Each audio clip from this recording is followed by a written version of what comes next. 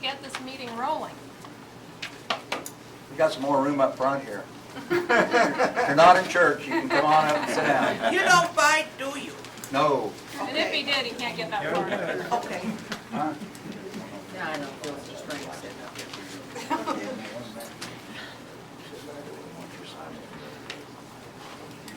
We've called the meeting to order. You want to do roll call?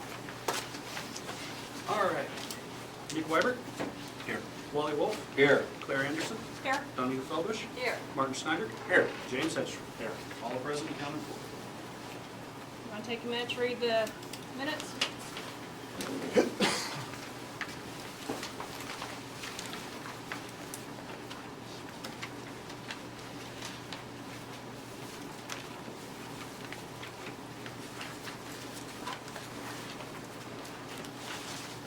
approved the April 16th minutes. Second. All in favor? Raise your right hand. Okay. So, tonight, we are glad to have you all with us. We do have some rules of conduct. And they are as follows. Addressing the Planning Commission. The public is invited to speak to the board during the public hearing portion of any item under discussion. Please raise your hand or approach the podium after being recognized. State your name and address, then proceed with your questions or comments. Shortly after the applicant presents his case, the Planning Commission will ask questions of the applicant. The board will discuss those questions. After the board rests, comments are welcome from interested persons, for, against, or neutral. Additional comments from the applicant and/or citizens. The board will conduct a discussion and take action if possible. Citizens are asked to limit your remarks. Please do not repeat comments made by previous speakers. Due to time frame, please limit your remarks, be clear and concise. Chairman may have to put a time limit on speakers. The board will attempt to be fair and flexible to ensure that all persons interested are heard. All zoning changes, conditional uses, and subdivision zoning will go from this board to the county commissioners with recommendation for approval or denial. All issues heard this evening will go to the county commission after the 14-day protest period. Should you be interested in attending that meeting, please contact the zoning administrator or the county clerk for the scheduled hearing time. And a correction on this. This is a preliminary hearing. Okay? And so what that means is this doesn't go in front of the county commission. This is a meeting where we can discuss the plat and changes. And if there are changes and that kind of thing, and then it's brought back, that's called a final plat. That's where it goes in front of the county commission. I inform them of what happens tonight, but they don't make any final decisions. Whatever's decided tonight is not a final decision, and the county commission has the final say for or against when that takes place. And we'll make sure you all get the same notification in the mail, and everything will be a repeat of the information notices you got. Thank you. According to Kansas statute 12757, F1, whether or not the Planning Commission approves or disapproves a zoning amendment, if a protest petition against such an amendment is filed in the office of the city clerk or the county clerk within 14 days after the date of the conclusion of the public hearing pursuant to the publication notice, signed by the owners of record of 20% or more of any real property proposed to be rezoned by the owners of record of 20% or more of the total real property within the area required to be notified by this act of the proposed rezoning of a specific property, excluding streets and public ways and property excluded pursuant to paragraph 2 of this subsection, the ordinance or resolution adopting such amendment shall not be passed except by at least a 3/4 vote of all of the members of the governing body. I hate this paragraph. Would you like to explain it? Okay, in short, what this means is, again, this is about the 14-day protest period that will go in front of the county commission.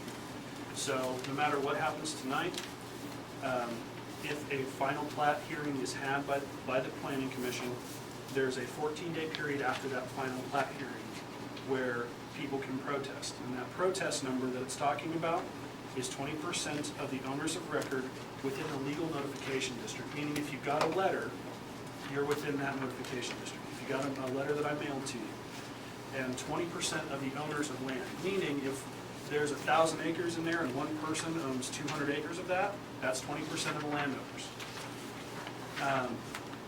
So then they can file a petition, and those petitions are gathered from the clerk, from the county clerk.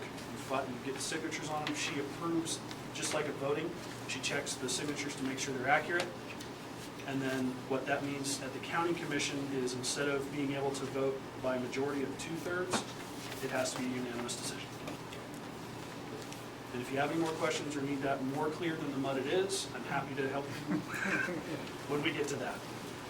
When you came in, there was a sign-up sheet in the back. If you did not sign up, before you leave, please give us your name, your address, telephone number. Is that on there as well? No, it's just name, phone number. Okay, just name and phone number. Or name and address now. Okay, name and address. We do appreciate you coming. Thank you very much, and we appreciate your input. So,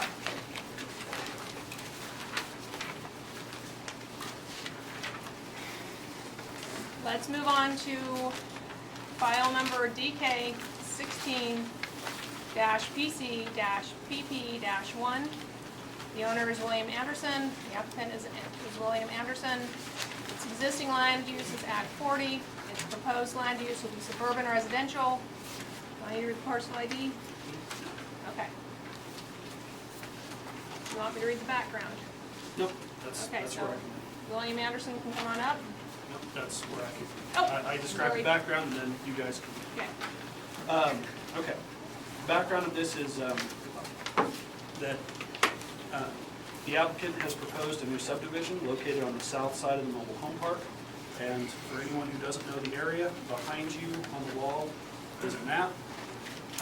This is just a map of the property as it is right now. Inside your packet, if you picked one up off the table, there is a map of the property, which is what you're seeing here. It's the colored page, and immediately after that, there's a map of the plat that was submitted. This hearing, the proposal was for a 4-tract lot, or 4-tract area of 5 acres per tract. This hearing is for a preliminary plat. As I discussed earlier, what that means is that this is where we discuss the changes required, if there are any, the benefits, the detriments, where stuff goes. Then from here would be the final plat hearing at some point in time in the future. This hearing is also as platted. The subdivision would require a zoning change from its current Ag 40 to suburban residential. And inside your packet, again, there are descriptions of what those are. Immediately after this report, there's something at the top that says Ag 40. And then there's something that says rural residential, and I'll bring that up in a minute. And then after that, it says suburban residential. And the reason for that is as platted, the 5-acre lots would fall under suburban residential, meaning they're not big enough to be rural residential, and they're not small enough to be considered what we just call straight residential. Then suburban residential falls under some requirements for water, some requirements for sewer, but not requirements for immediate access to emergency services like fire and sheriff. They're for small lot sizes like this, but not a bunch of them in there. If this were 10, actually technically if it's 5 lots of 5-acre tracts, that changes it. So because it's 4, this is where suburban residential comes in. I know that's confusing, but I'll get into that more as we discuss. Currently, there have been comments from other agencies. Inside there is a letter from our Environmental Services Department. Also, KDHE, they are the, I would say, managers of the lagoon. The KDHE oversees the lagoon that's on the south side of the property. This lagoon is not in the trailer parks property, it's actually in the subdivision property. What you're not seeing here, there's purple text that's really hard to read, but what you're seeing here is the north part, this north 8 acres, there's a line right across here. This north 8 acres is its own property, and this south 20-ish acres is its own property. The lagoon currently sits on that south 20-ish acres. KDHE has mandated that the lagoon must be moved up to the property where the mobile home park sits, and that it would have to be permitted through them and everything, meaning that they require the property setbacks and everything that KDHE has. Also, our environmental services letter, get to it right quick, states that according to the Dickinson County Sanitary Code, the semi-public lagoon, and the reason it's called that is because KDHE manages it, would need to remain on the property owned by the Andersons, which is what I just talked about, and then following the codes of minimum setbacks, which both KDHE and our county regulations say that lagoons have to be 100 feet off property lines. The water, to the water supply, currently, and this is where that suburban residential comes in, currently, as platted, the property would require, because there's a semi-public well right here, the property would require these four down here to potentially be connected to that water source. Meaning that they would have to then upgrade to KDHE standards for the public water source. So they'd have to do some work on the well itself, get it up and have it approved for public water before the 5 lots, if KDHE required that, before those 5 lots could be approved on our end. As for the zoning department, I also have to have proof that there is water. For me, it can either be well or public access, but with KDHE and the distances, that's where the suburban residential public water supply comes in. And let's see. Background. Also, and it'll be discussed a little bit later here, but the property's entrances will be along Sage Road, which is a township road. What that means is that the subdivision itself, as an entity, would need to get with the township and have an agreement for where those entrances are going to come off of onto Sage Road, and then some kind of agreement to handle the water and that kind of things. And like I said, we'll discuss that a little bit more, but that's just something to keep in your minds. So that's the back. Now I want to hear from William Anderson. Go ahead. My name's William Anderson. I also want to speak on behalf of my dad. You guys have already got a plat in front of you. We're just Do we looking. have a microphone or something that we can hear him? We can imagine it. No. Everyone wants to hear you, I promise. There we go. All right. Does that work? No, There's nothing on it. There's no mic. Yeah, it's just for looks. Yeah. It is. Strictly. All right. We're just looking to try to get a property with the back portion of it. We know the trailer park, it's been a headache. We've stepped into the property. It was a hornet's nest.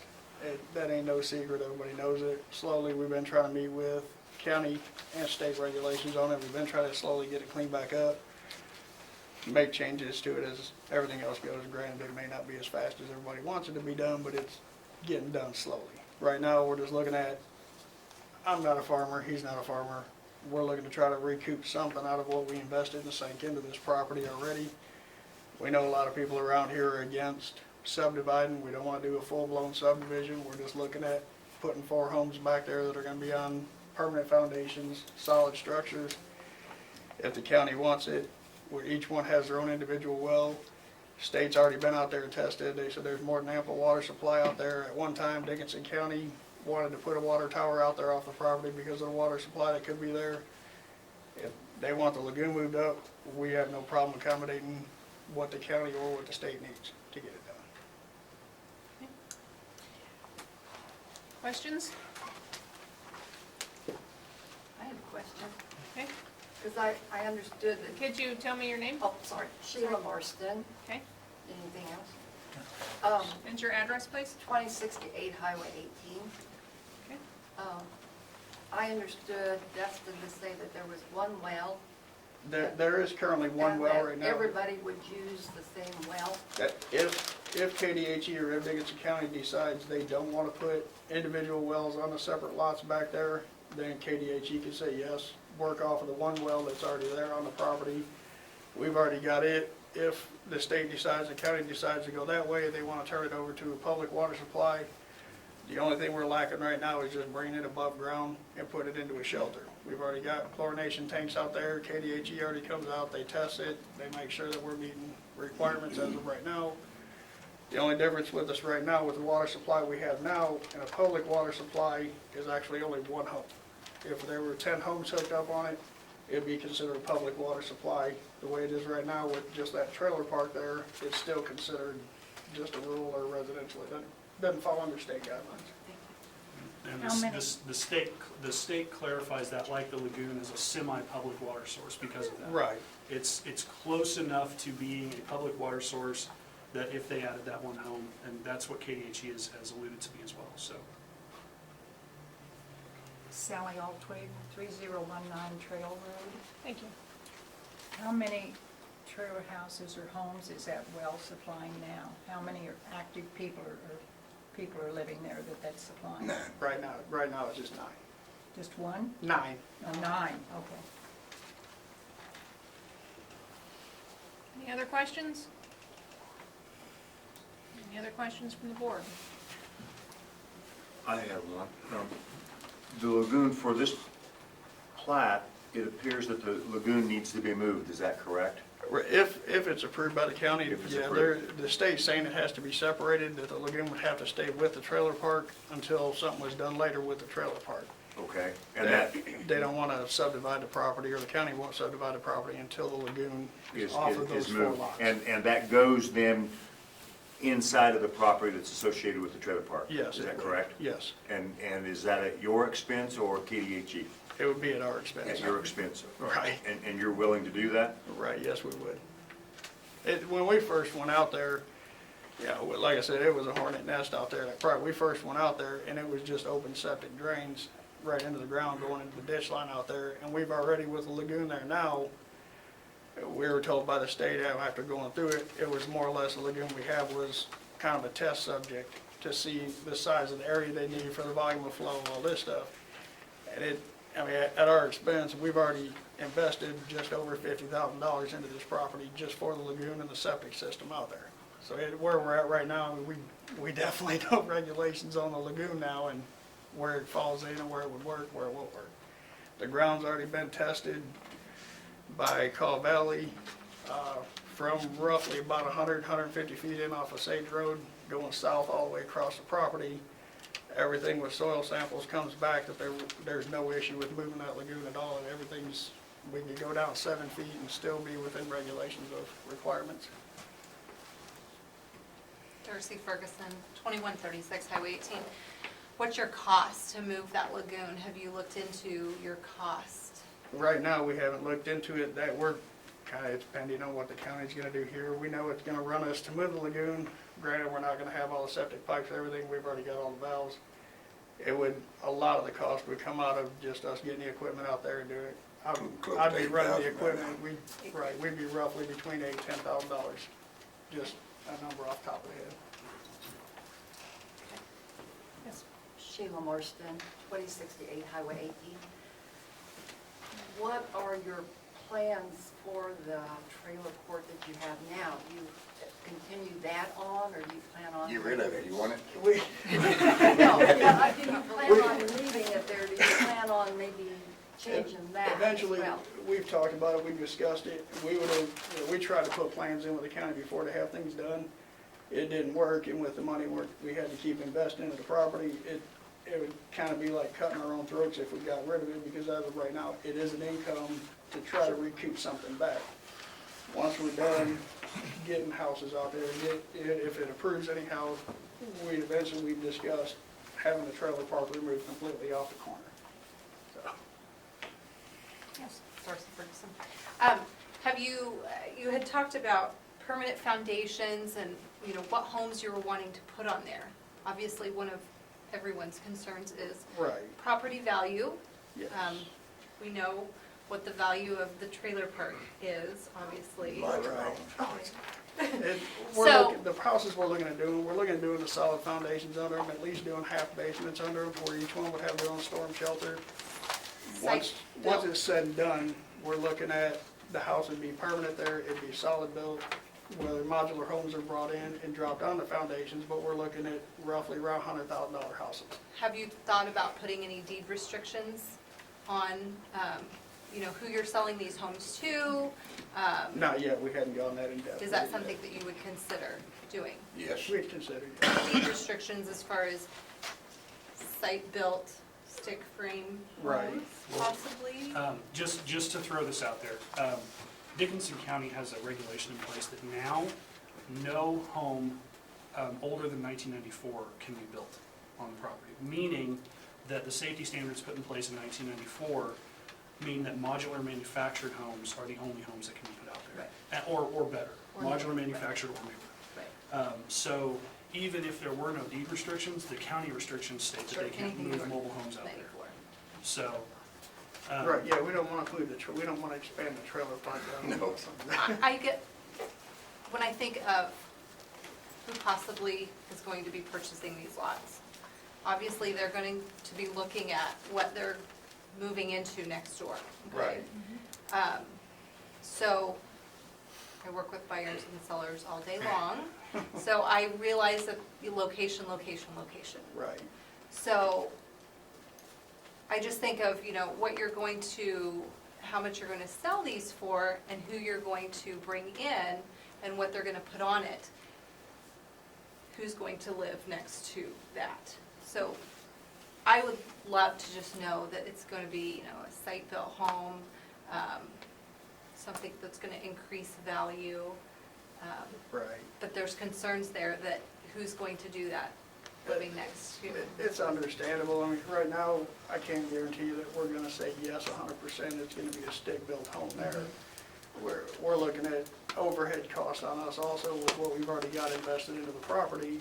But But you're- ultimately, in the end, we're looking at roughly $100,000 houses out there. We're not looking at just sticking anything out there and saying, that's it, we're done, and walking away from it. How about We can't. 200 and up? Yeah. Are It you- can be modular homes, that's the same requirements as stick built, yeah. Right, but are you're just going to sell the lots to buyers? You're going to sell a lot and somebody's going to put up a home? We may sell one lot by itself, But you're but going we're, to- we're discussing right now, and we're making plans right now to put the houses there ourselves. Oh, So we're not, We have a that's, little bit of control of what goes in, yeah. right, that's, we understand what you're saying.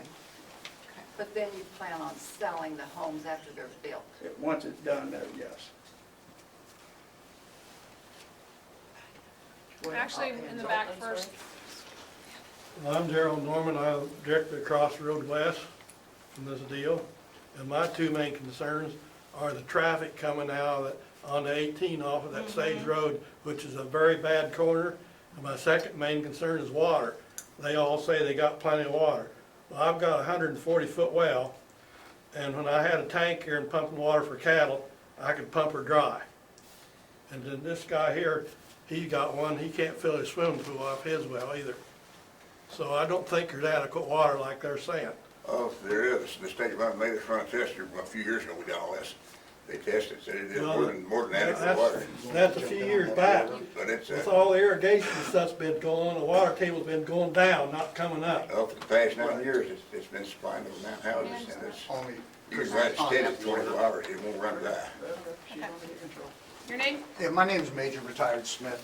I live directly across the street from Mr. Jerry, and it's on that corner right there. During the 2 past summers that we had, that was extremely dry, and we got very little rain. I got to the point where I turned my water on one evening, and it dribbled out of my faucet. So I called someone to come out and check my pipes, because I'm thinking, okay, my pump burnt out, something happened. They came out, pulled it all out of there. They said that my pump had burned out because there was no water down there to pump. So they came in, dug deeper, put a new pump in there. This past summer, again, I got to the point where it was running very low. Wasn't thinking myself. I was outside, had the hoses running for the duck pond. I have a duck pond outside, and I was filling that. and it drained my well again. Now, this year so far, I haven't had any issues, but we've been getting plenty of rain. I know for a fact, at least at my home, I run out of water on dry summers. And being that I'm standing up, I'm gonna go ahead and give you this. This is from my wife.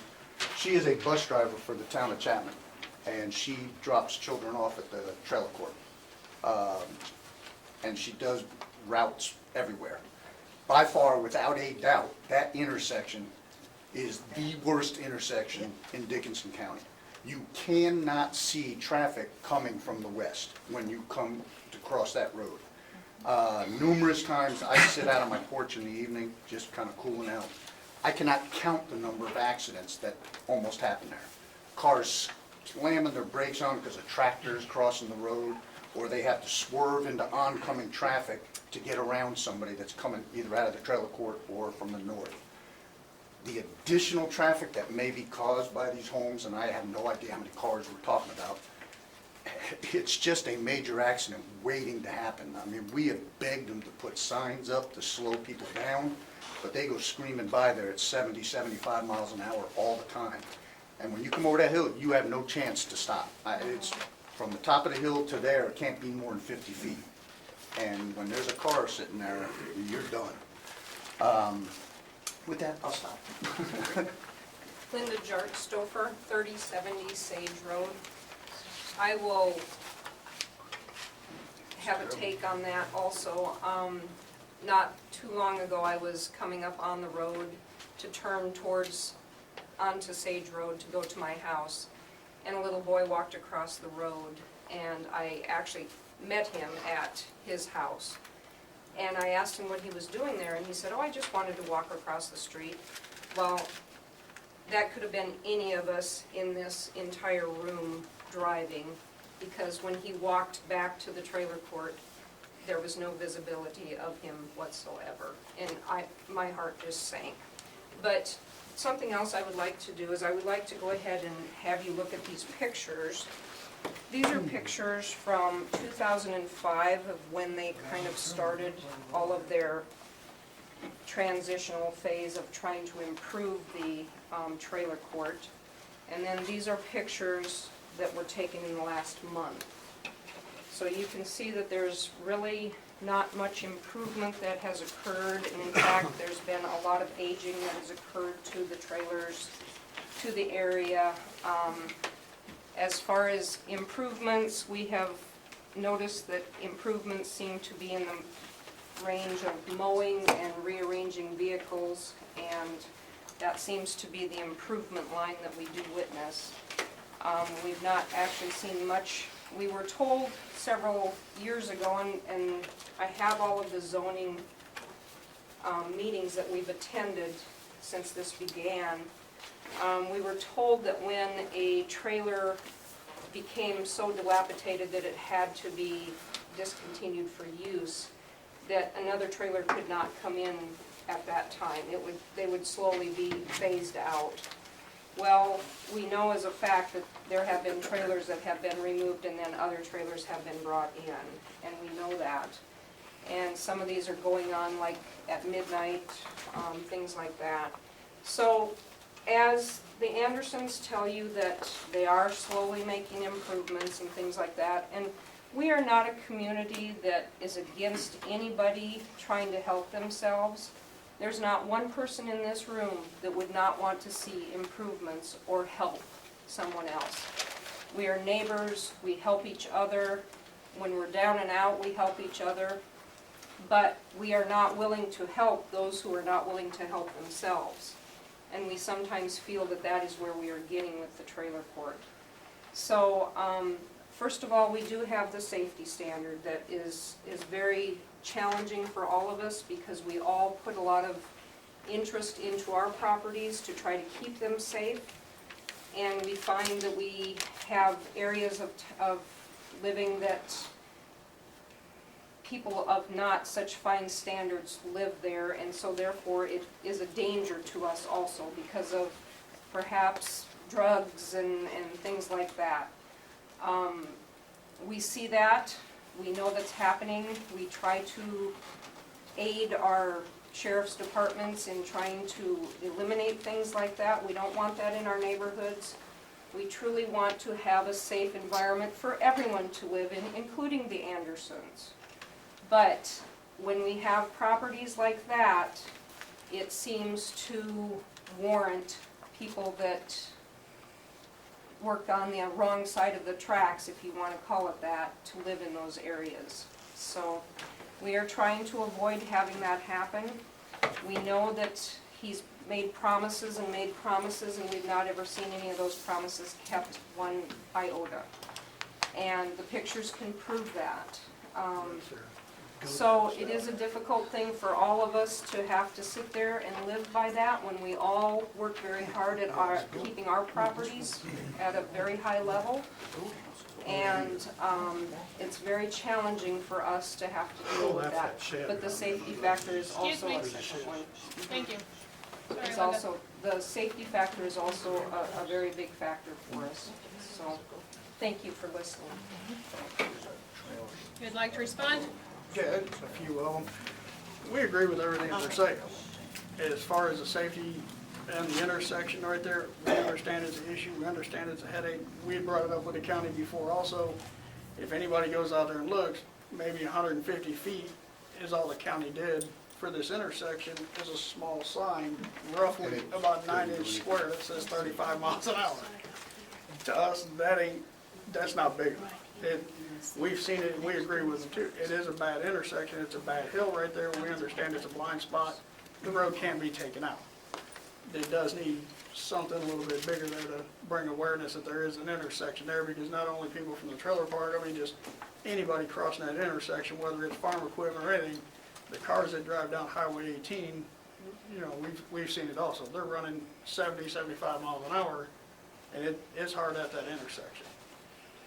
As far as the water goes out there, I feel for you on your corner over there. We caught wind of what was happening with the water running down. We had ours pulled at the time because we were concerned about the water supply.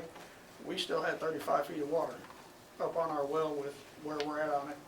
We had the state come out there. The state said almost the whole property on that intersection with a hilltop, we're sitting on top of one of the larger lakes that's in Dickinson County. Where we're at as far as water is not an issue. Dickinson County recognized it, they knew it, they asked if we'd be willing to stand a water tower up there to supply everybody else. But there was some discrepancies and headaches at the time on that we never came to an agreement for.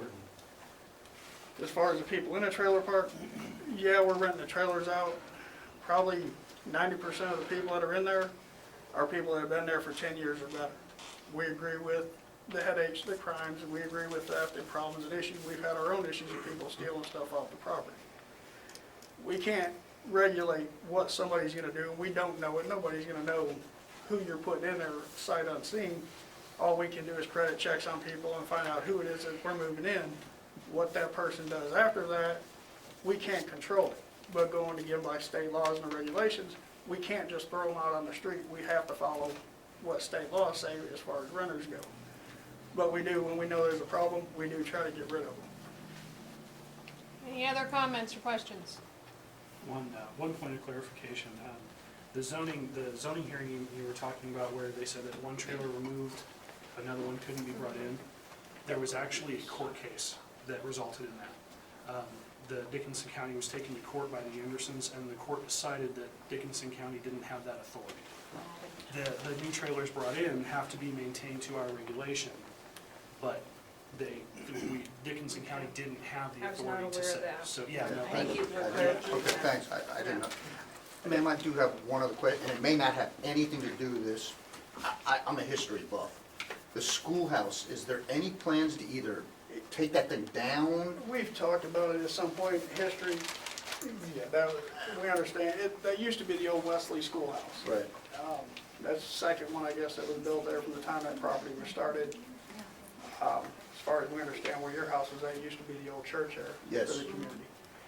We looked at the structure of the house, and we've talked a few times about maybe getting Historic Society to come in and redo the building, but at the same time, with some of the structure that's going on with it and the way the siding's starting to come off of it, we Right. have talked about bringing the well up, getting another storm shelter out there as long as the trailer park's there. As of right now, the only thing it's being used for is the well house and a storm shelter. So, I mean, we have talked about taking the building down at some point, getting it out and clearing that corner up. We gotta be careful what we say about this state too. We turned over to historical.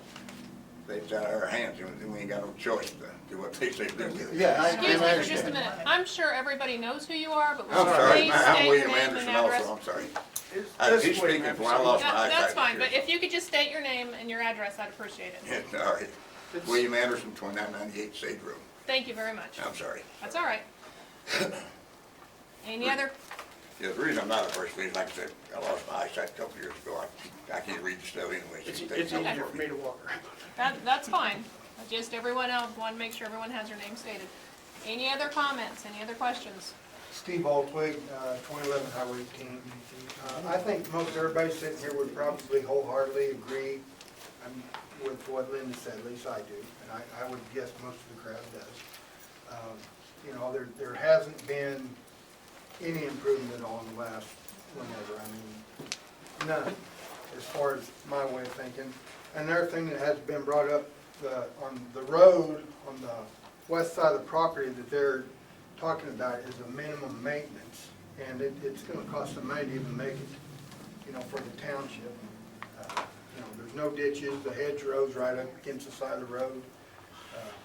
That's all I really had to say.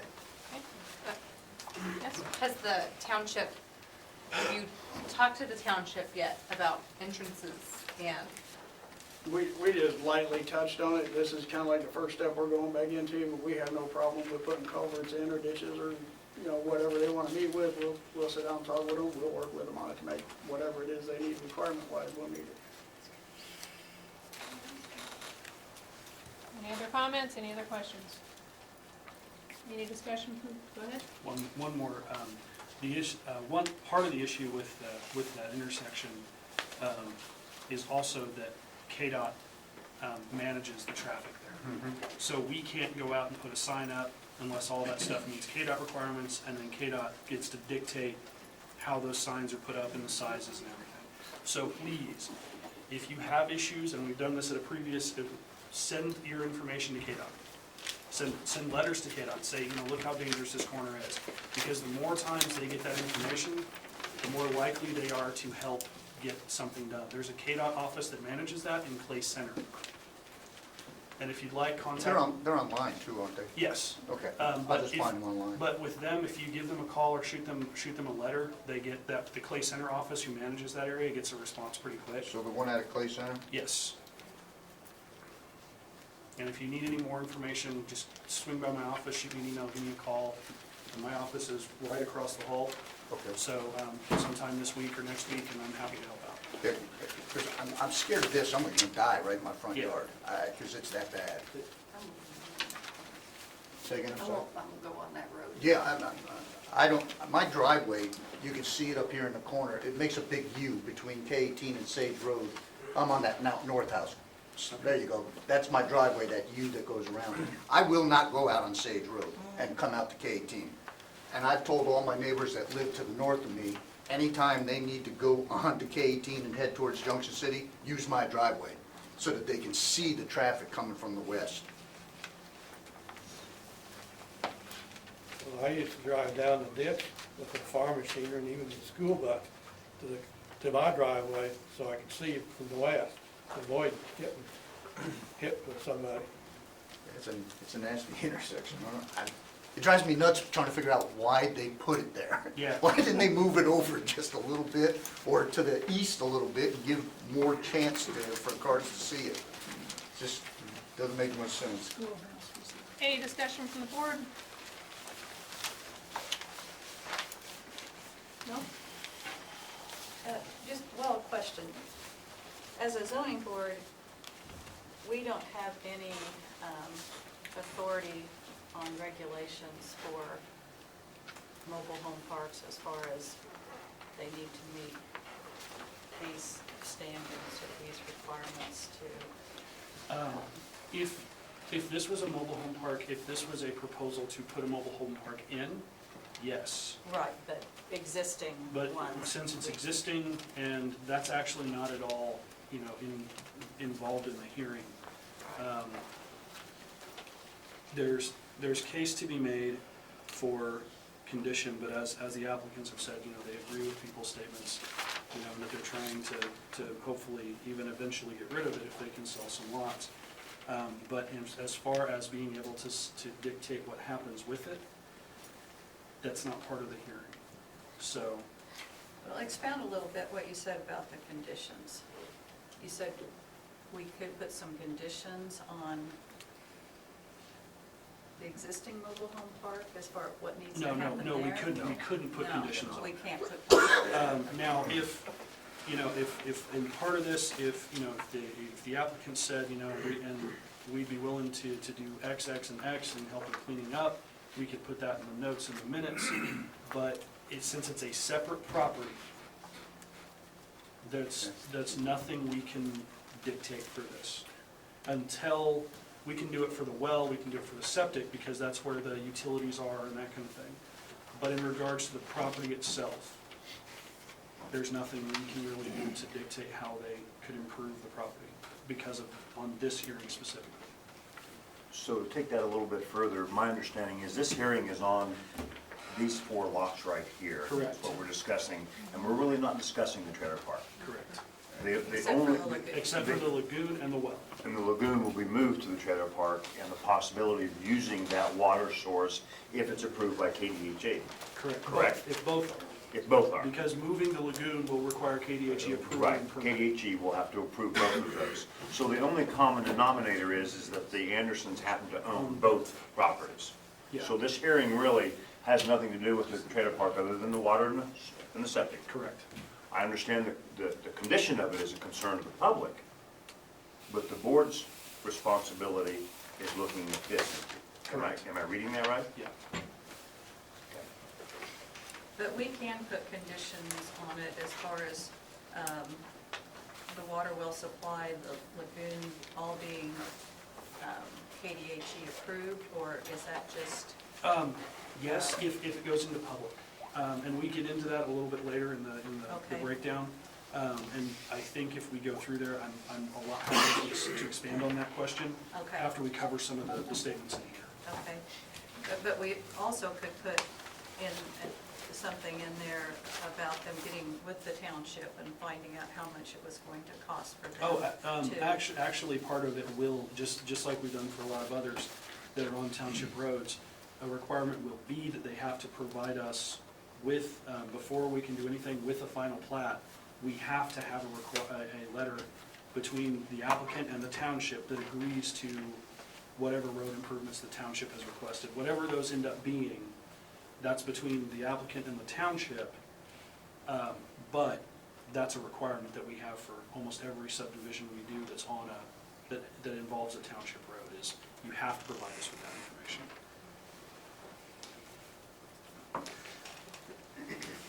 Yes. Tad Tweedy, live at 2136. Can you get a little bit louder? Tad Tweedy, 2136 Highway 18. Thank you.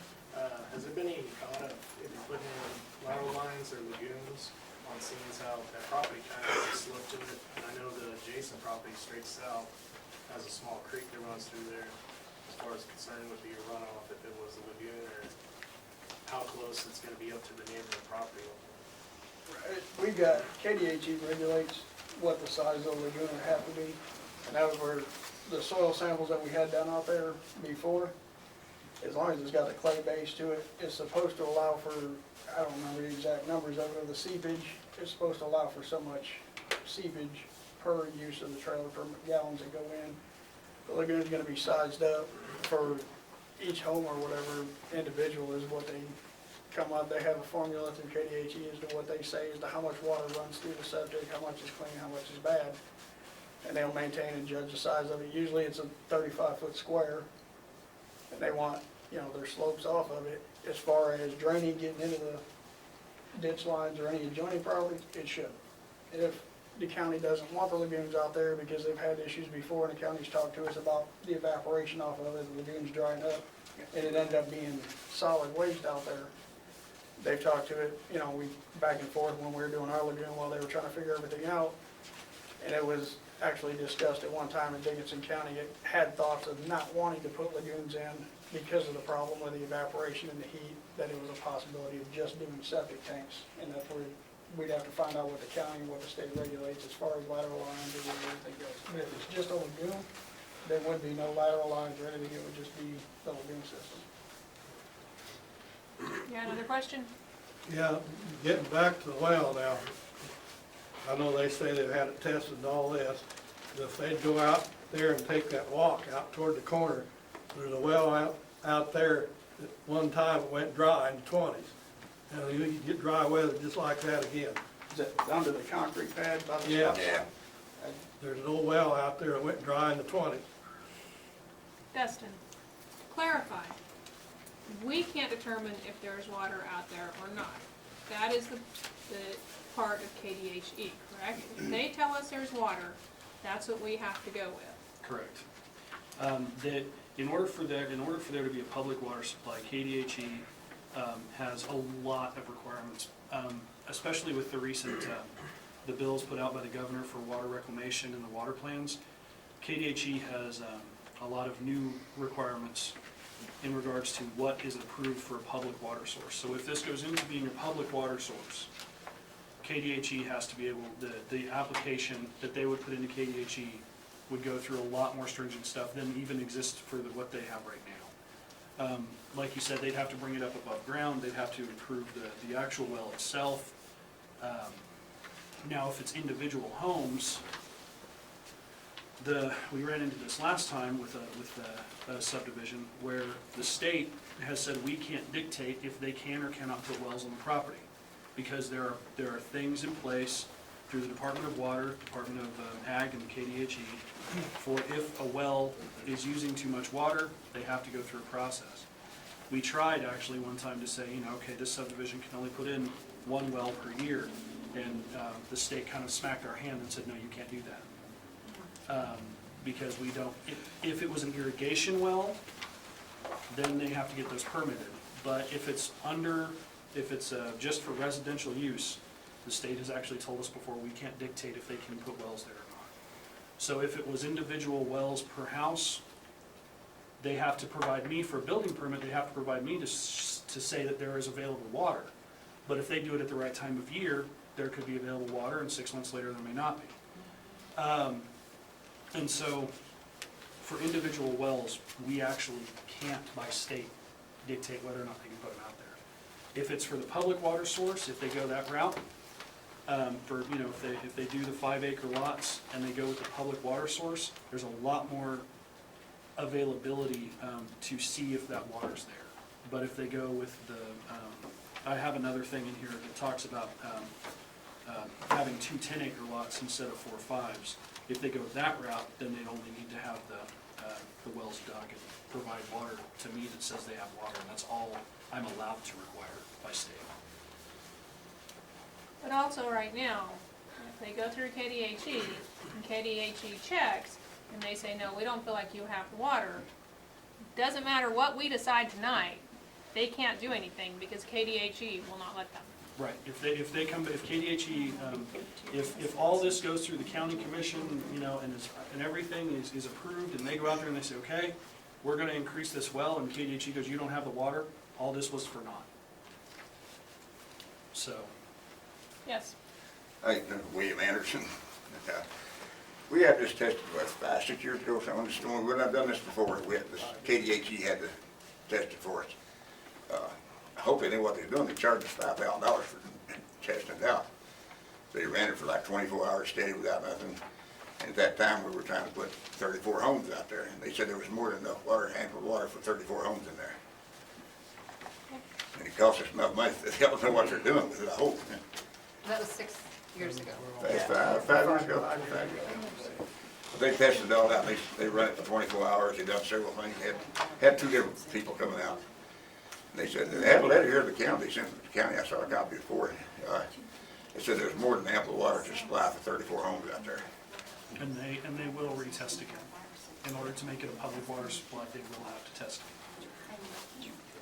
Any other? Sorry. I do have an additional question. The lagoon gets moved up to, in your proposal, to the trailer park property. What is your proposal for the septic system on the 4 separate lots? is that a septic with a lateral system or open lagoons? Whichever you, Whichever whatever the you county got, or state. we'll try to meet it. If you want a septic tank for each house, we'll do that. As proposed, it would need to be connected to a public wastewater system.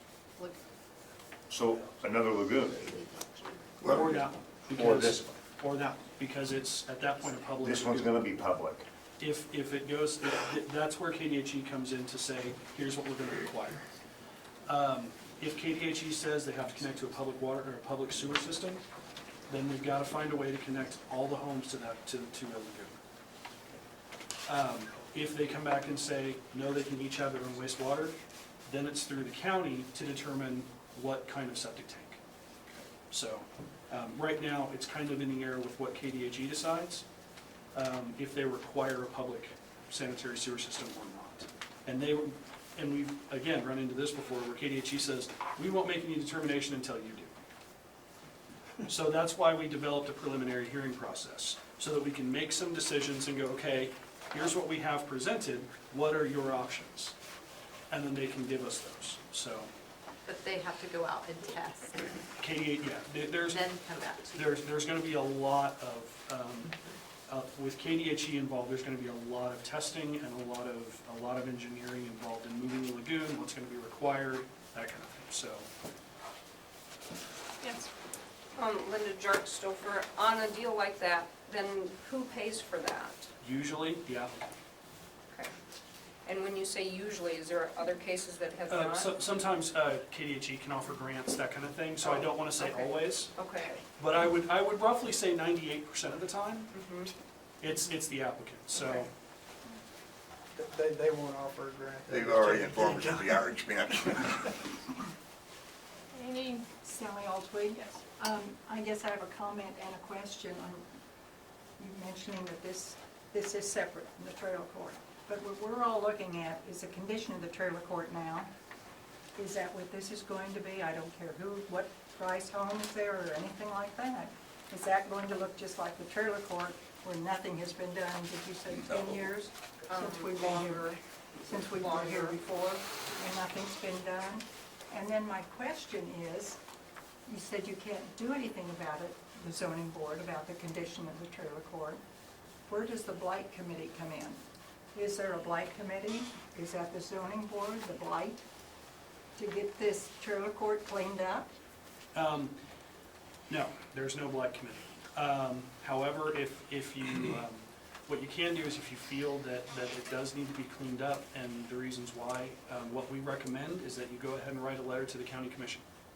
And then let the county commission decide, because basically what will happen is they'll come to me and they'll say, okay, we've got this complaint, go out and check it out. But then it's up to them So we need to go to the commission, not to you. to Directly. write a letter to them to Before say, we've gone to you on another instance, some people in our neighborhood have, on another, not on the trailer court. but on right, another for place. that, because of it being a trailer court and that kind of thing, that's where I would write a letter to the county commission. Because if it's not being used as a junkyard, by our definition, if it's not being used as a car graveyard, then my office can only do something if I'm told to by the county commission. So if it's a blatant violation of a zoning regulation, then I can step in. But if it's not, then it's up to the county commission, because it may also be something that Randy Barton does with environmental services.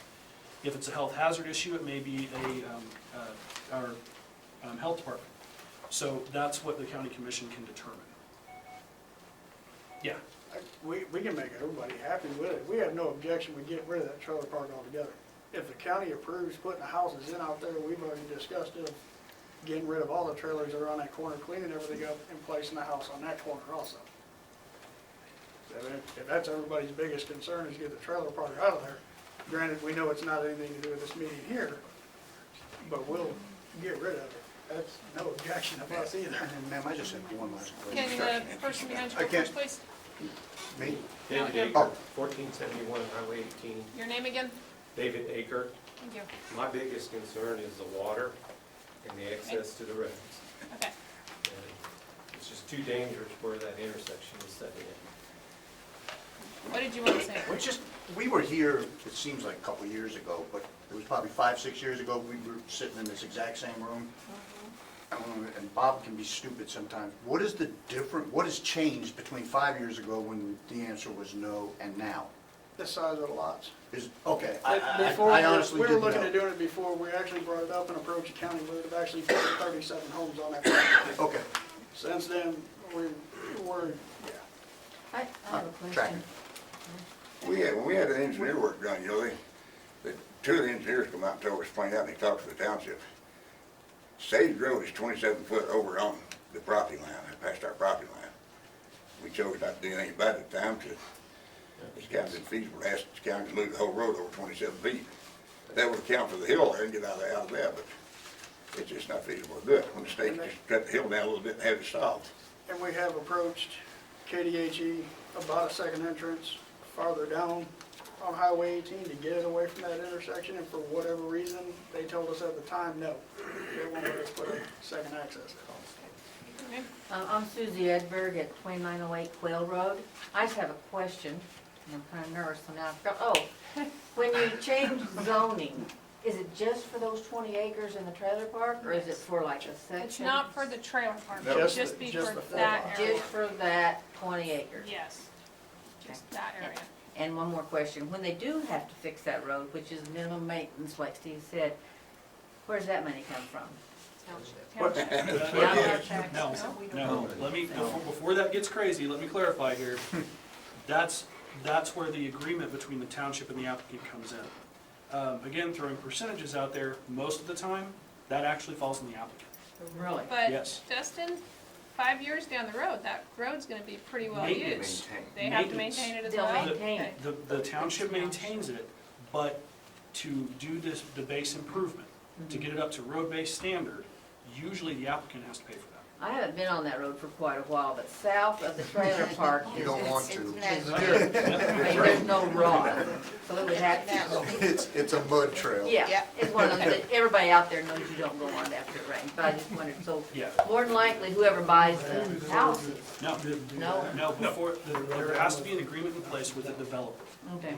And the applicant and as the developer in this case. Sometimes they're not, but in this case, the applicant and the developer are the same person. There has to be an agreement in place between the developer and the township before we can even approve a final plat. So that we know who's responsible for the road. We don't need to know the figures. We don't, as the planning commission, we don't talk about the numbers involved of what's gonna cost. Because we can't take that into account. Our cost for, if all this cost them $200,000, that's on them. We can't take that into account as a hardship on them. So what we do is we make sure that there's an agreement in place before we would approve the final plat and say, okay, there's this agreement, and they've agreed that they're gonna do this with the township, they're gonna do this with the township, and all that stuff has to be in place. All those agreements have to be done either before the final plat, for some of them, or before they can build any homes. So, Okay, before I ask if there are any more questions, I want to say this. We really appreciate your participation. I think we all understand there are water issues and safety concerns that you guys are all concerned about. So if you have something that's not about the water or about the road, is there anything else? Well, in Amco Road, I live in the trailer park, but I own land next to the trailer park. Okay. I have one question. If it falls back on the township, part of it, about paying for the road, does it mean you raise taxes? that's up to the township. Thank you. In the back? Rod Chamberlain, 3520 Sage Road. We farm the 80 south that joins it to the trailer park. My uncle Charlie owns it. And his letter is actually in your packet. Yeah. My concern is trash, is to divide the property line between R80 and their ground. Is there a recommendation, or is there a way to put a privacy fence, chain link fence up between the property lines to divide them, to keep plastic swimming pools and, because we pick up trash out of our field all the time before we cut wheat, or milo, or bale hay, for that matter. Plastic swimming pools, barn tin, but it blows over there, there's nothing you can do about it unless you put something up. Are we allowed to put a barbed wire fence up there? If it's a residential, If it's on your property line, yeah. even though it's residential, Doesn't some kids matter. would come out there and get tangled up in it? We I don't, mean, we don't have regulation regarding fencing. So if that was a residential area and then it was surrounded by 600 acres of wheat, you could barbed wire fence the whole thing around because it's on your property.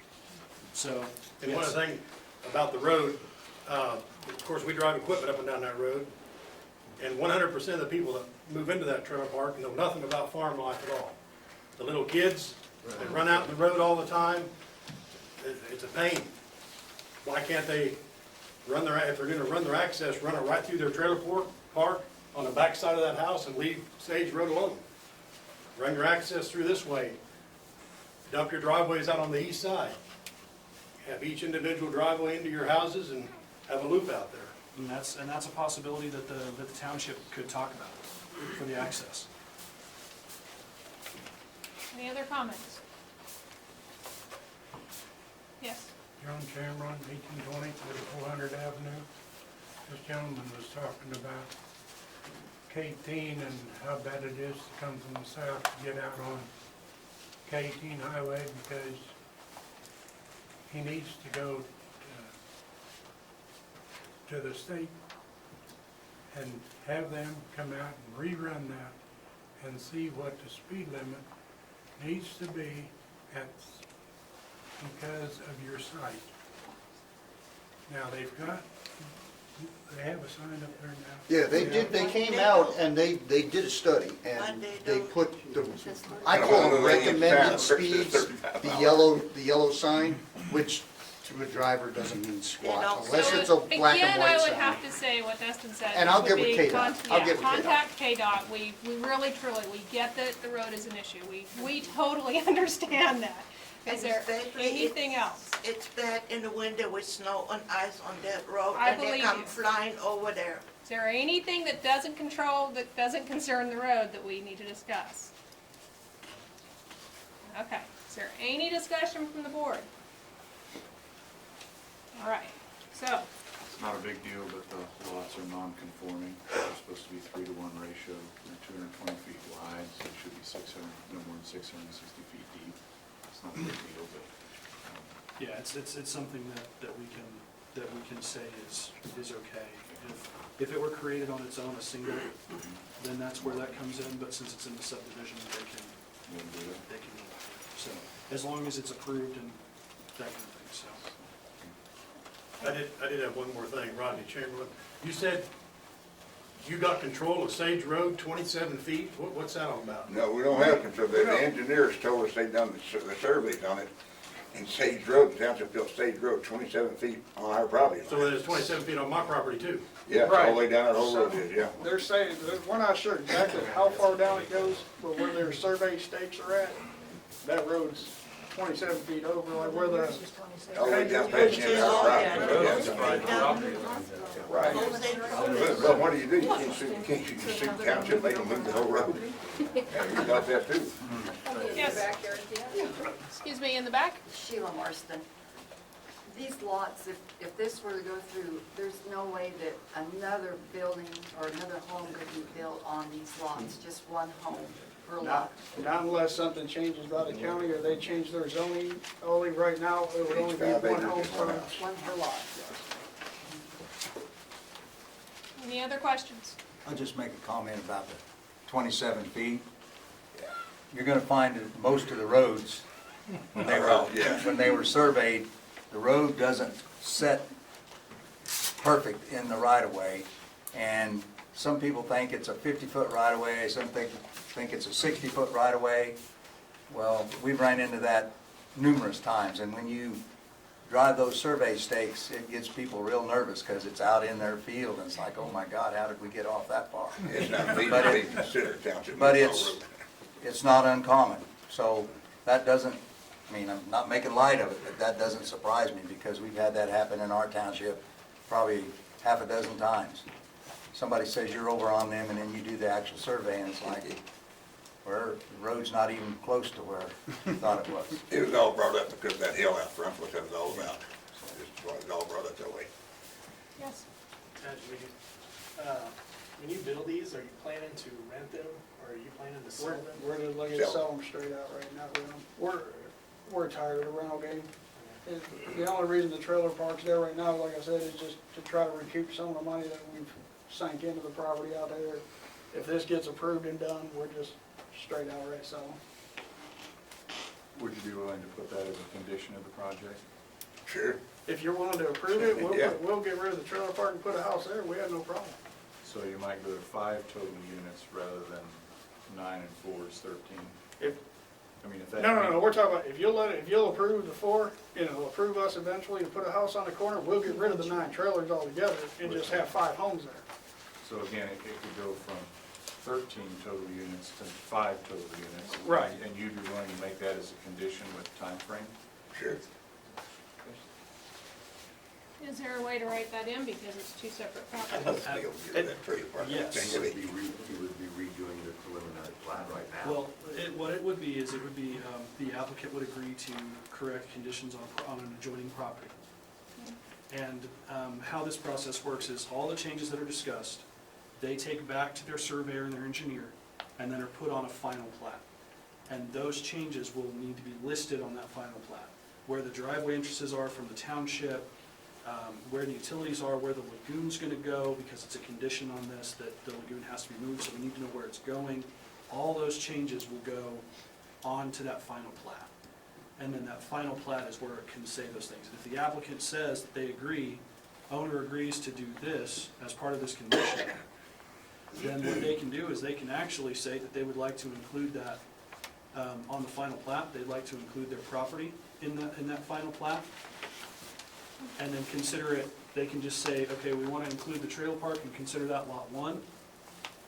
On the condition that if it's approved, we remove the trailers at a certain time, and then it's in the subdivision.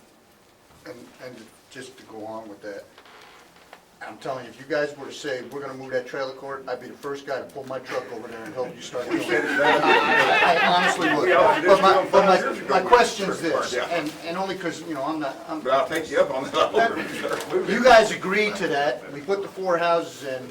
It's not like you can walk over to the people that are currently living in the trailers and go, all right, pack your stuff and leave. 'Cause I know that's not how it We'd have to give ample works. notice by the state. It would fall under the rental agreements by the state regulations. We'd have to give ample notice. At minimum, we'd probably have to do it in 90 days for somebody to completely move a home off the property. Because I know a lot of those people have lived in those trailers 20-plus years. We, ourselves, we actually only own 3 of them. The rest of them are owned by the people that live in them.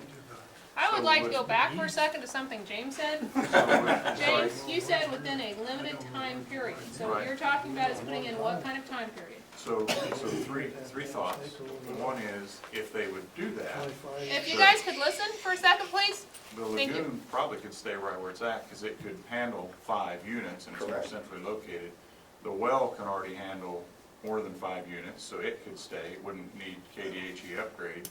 And then the time frame would just be determined by whatever Kansas law is that says, hey, you got X number of months or days, whatever, to get out.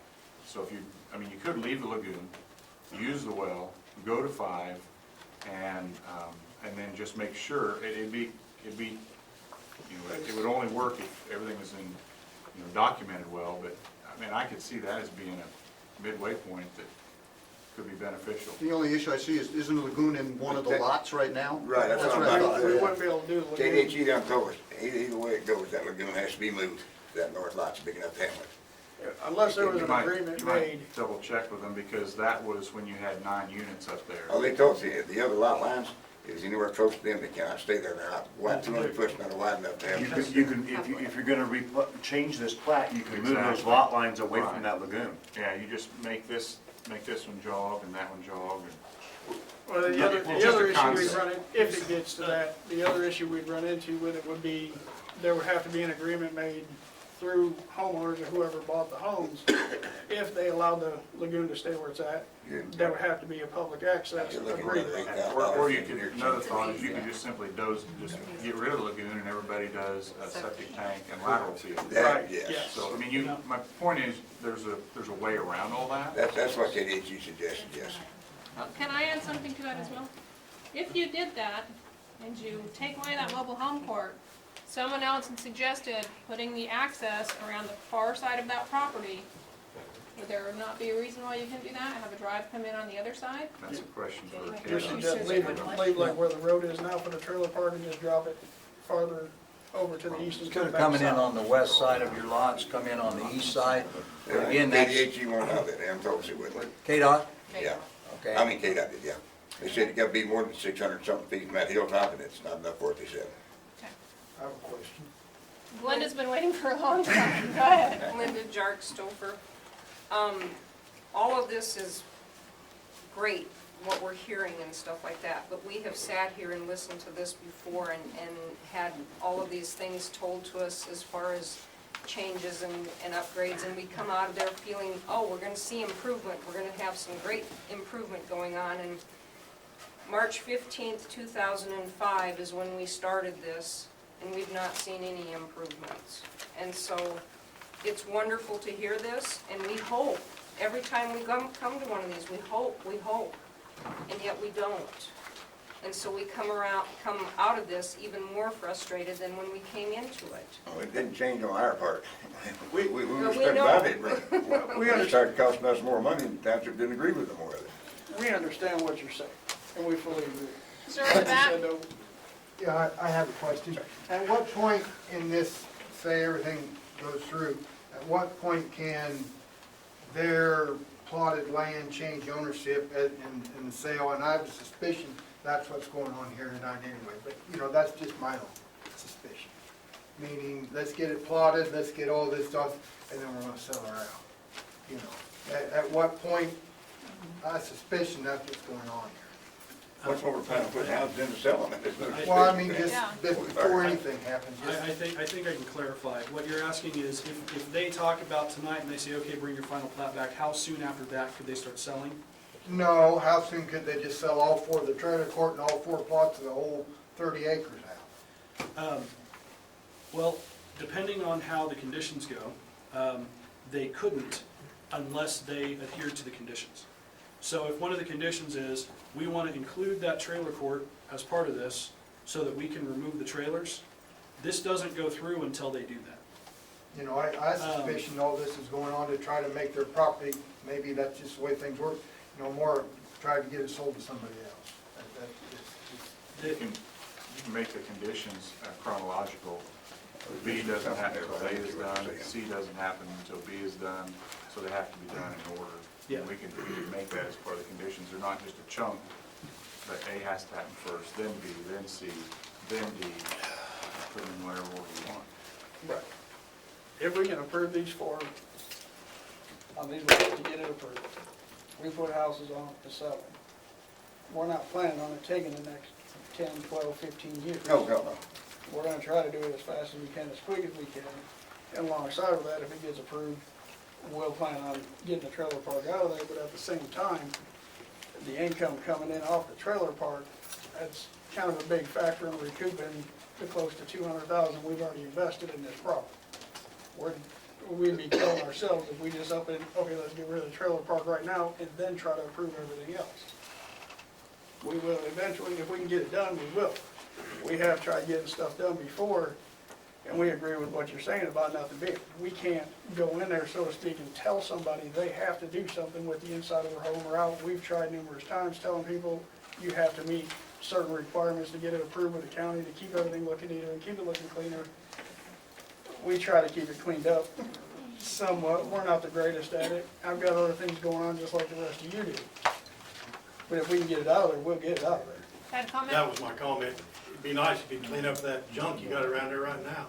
Mow the grass, do something. I mean, that'd be a stepping stone to the right A little place. bit in town, I can't do it, right now I can't do it like one time, but I'm doing it. Yes. Sheila Marston. If you were to get rid of the trailer court and the schoolhouse, is there any issue with getting rid of the schoolhouse? We've talked about the historical. Right.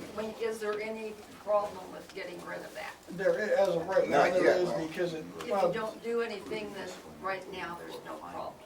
well, the only issue with that schoolhouse right now is the well itself.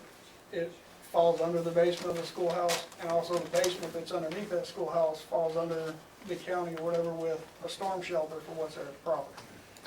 So if we can get the, But there's no one else that's gonna come in and say you can't tear down the schoolhouse. I don't think so. there shouldn't be, I no. hope not. There, no. Yes. That well is not under the schoolhouse, it's right beside it.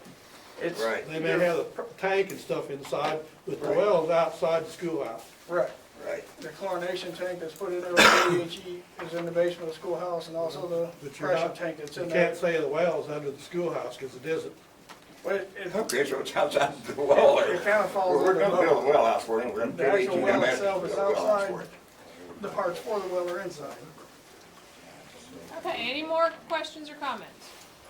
Justin, under this suburban residential, I know it's different than a subdivision.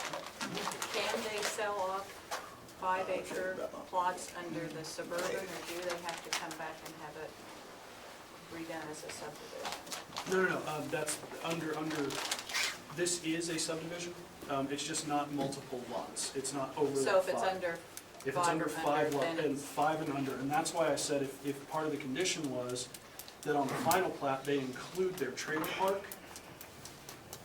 as, let's say, lot 1, they just remember, so you've got lot 1 being the trailer park, and then lot 2, 3, 4, and 5 as they are, then suburban residential still works, and they can sell those off now. If you're talking about engineer, we're talking about another $8,000 or $10,000 to get the engineer back in there again. We've already got more invested, we're gonna be able to repeat that this project. Any more discussion? I just have a comment. $50,000 is a lot of money. It sure is. It for me to say how anybody spends their money, but had they taken a portion of that and cleaned up the trailer court, this whole group might have been more receptive to these 4 lots. Very much. Instead of Which town telling did, us we how don't much want they town to spent tell for us. this and how much has been spent for that, if they could say, we've spent this much money and we've got that trailer court cleaned up, now we want to do this, we probably would be a lot more respectful and receptive to it. Any more discussion, any more comments, discussion from the board? I know that you've identified who lives catty corner and just to the west. Who lives just to the east? That'd be Joe and Corolla South. That's us. That, and, what's the name, Francis? And then Miss Darcy lives the next house down. Okay. Yeah. And who owns the cropland to the north? That's Russ. To the north, that's Mr. Altwood. Okay, Where's Russ? I own the property Oh, to there the he is. north. Russ Altwood. okay. And I know Chamberlain's are to the south. Yes. How about to the west? That's me. That's Jerry. 8 Okay. acres runs north and south. All right, and to the northwest, past the buildings there? That's Here. Sabina. No, you talking about where the arrow is? North of 15. That? That's me. No, Yeah. north of your house. North of my house, that, No, where the arrow is, who owns that? that's me. Okay. No, that's Russell. Well, Russ owns right next, right where the arrow is right now is Yes. Mr. Altwick's as well. Okay. So, you people that have talked this evening and the property owners around it, right now you're opposed to it.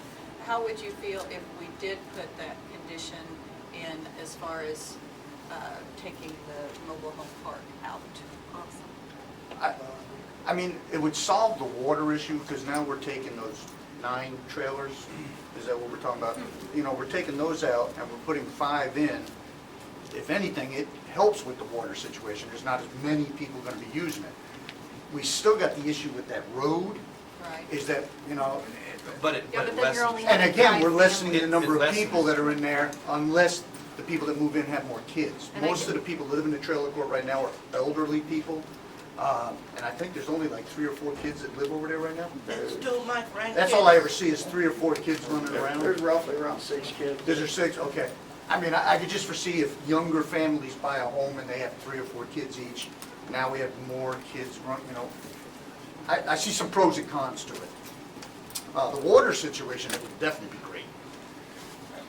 I think we see why people have 4 or 5 kids has to do with us on put 4 lots. He's talking about a separate issue. with the- As the you have that many intersection more road. people using the water, taking showers, washing clothes, that's kind of simple. Dustin, I have a question for procedure.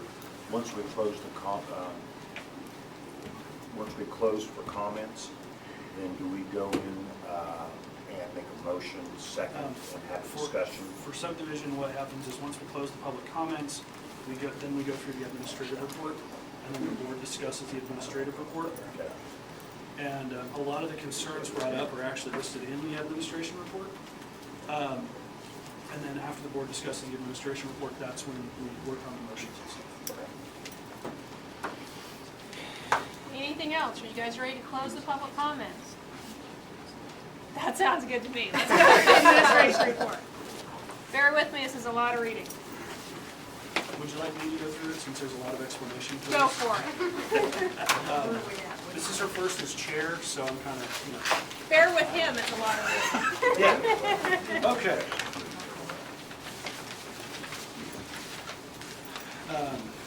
As I stated, some of you were here. I'm Dustin Parks, I'm the zoning administrator for the county. So a lot of these zoning questions, that's why people are looking to me to answer them. The way we do this is because of a law, a court case actually, some number of years ago, there are criteria that a planning commission must look at in order to ascertain if any change in zoning or use is allowed to be permitted. And if these criteria are met, then the planning commission then can make the decision as to whether or not to allow with conditions. So, first off, the zoning criteria. When a proposed amendment would result in a change of zoning classification of any specific property, the recommendation of the planning commission, accompanied by a copy of the record of the hearing, shall contain statements as to the present classification, the classification under the proposed amendment, and the reasons for seeking such reclassification, a summary of facts presented, and a statement of the factors upon which the recommendation of the planning commission is based using the following guidelines. What that means is that this administration report is going over those factors, and at the end of it, once we make motions and stuff, on the back, there will be space where I'll write down the conditions, and those will be presented, and then that's what the applicant will need to adhere to. If it's recommended for denial, we have to list why in terms of which factor it's for denial on.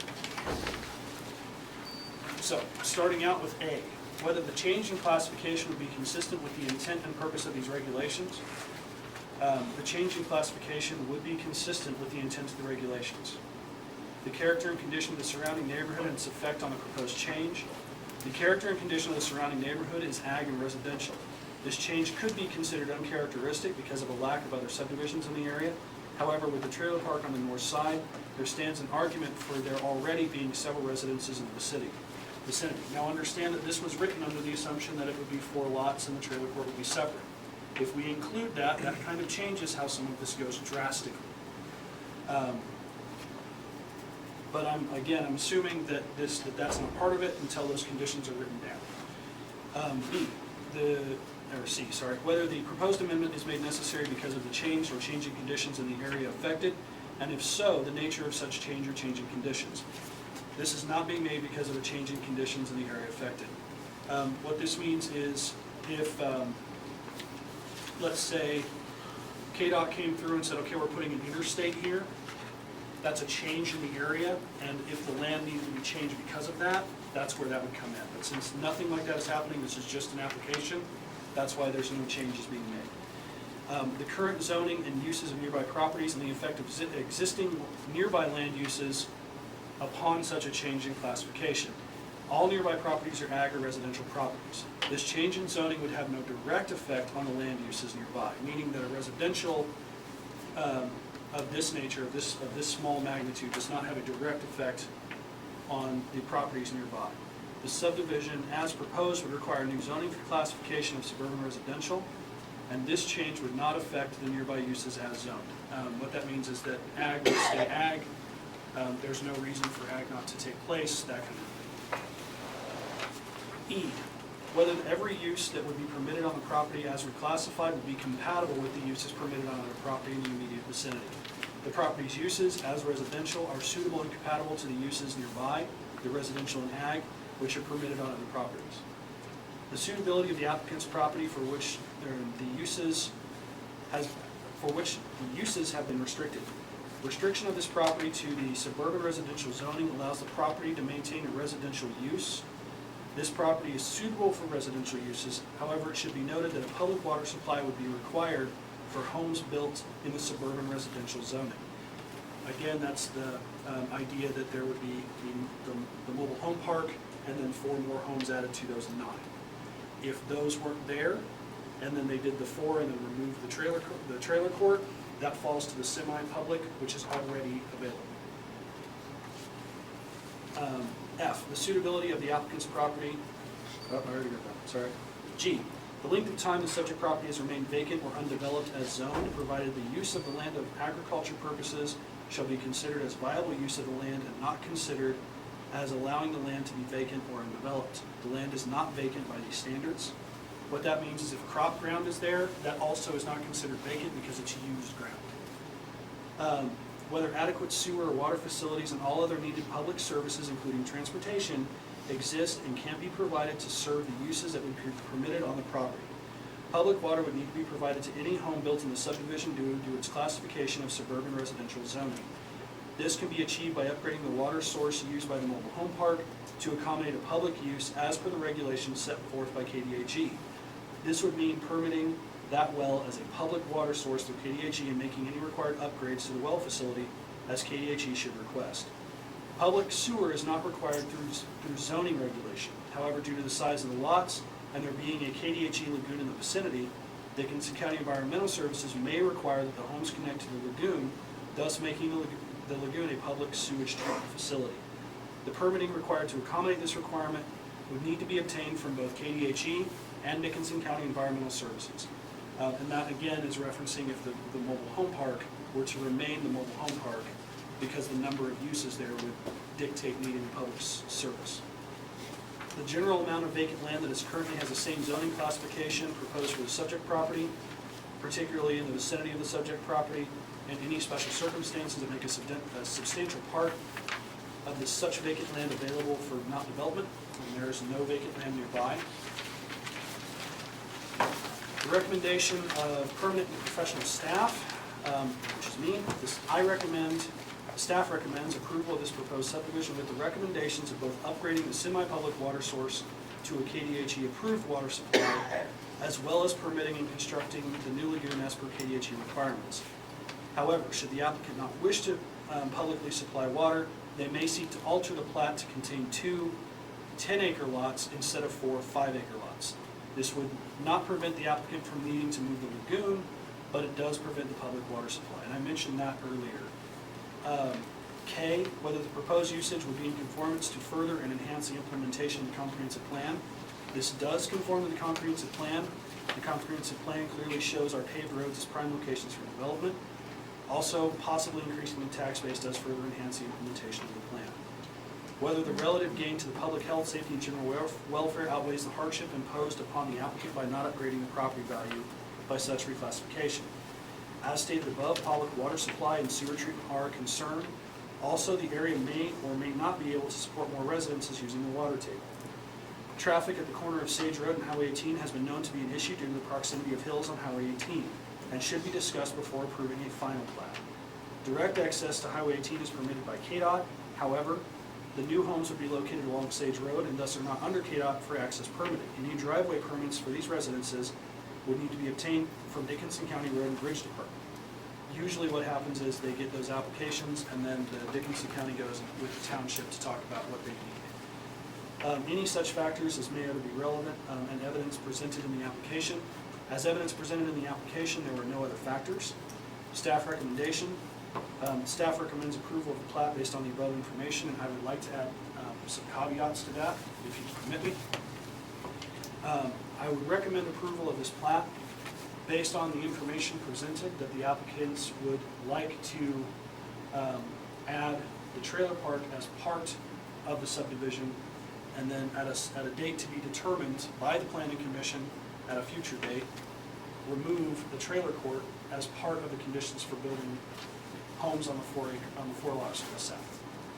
So what you were saying is that the trailer court would have to go before a home could be built, period? No, What it would say is that the trailer park you would need to put a time frame on that. So that in order for this to be approved, whether they build 5 homes, or, whether they build their 4 homes or not, within X time frame, the trailer park would need to be removed. And then if it's not, they can't build the homes. If they do, they can't build any more until it is. So now if they build all 4, they have to remove that trailer park. But you can also state that they can't build anything until they agree to till the trailer park is removed. Because the question then comes, once the homes are built, how do you force them to remove the trailer park? Luckily, that decision's not on me. That decision's on you and the county commission. Who polices that? That is on. Policing it is on me. So, because, and how that's policed is, if they said, okay, you can build 1 home and the trailer courts have to be removed. You can build 2 homes and the trailer park has to be removed before you can build the other 4. I'm the person who approves the building permits. And if they don't get building permits for the homes, they're gonna build a home and it's gonna be torn down. If they get building permits for the homes and it doesn't match the regulations, they can't get the building permit. So I'm the guy that polices that. So what my recommendation would be is that you put a criteria on there for the number of homes that can be built before the trailer park can be moved, and then the trailer park would have to move after that. And then that would be up to the applicant to come to us later and say, okay, we've figured out that this is our cost. We don't need to know the cost, but that we would agree to building X number of homes, and then we'd remove the trailer. Which actually, I don't know if I'm allowed to say this, but that is kind of a win-win for everybody, because if we don't approve this, they could just break it into 2 lots, right? We can't really do much if they just if they break it into 2 10-acre lots. It's already 2 lots. It's the trailer court and the land No, I itself. mean, if they put 2 other houses on that separate land, is there anything we could do about that? They can't right now. Okay, It's not already big 2. enough? It's already 2. Okay. And if they came back and said, we want to do 2 10-acre pieces, it's the same thing. If Okay. they decide that they're going to come back and do the 2 10-acre lots instead of 4 5s, then they can do that, but then there's still conditions on that. The only difference is the water conditions change, okay. And can we have it in writing that you will be in this position for more than 1 year? I You will need at least 15, probably. I would write the county commission. I don't believe you build 4 houses and sell them in 1 year. There is a little humor there, but there is a little truth too.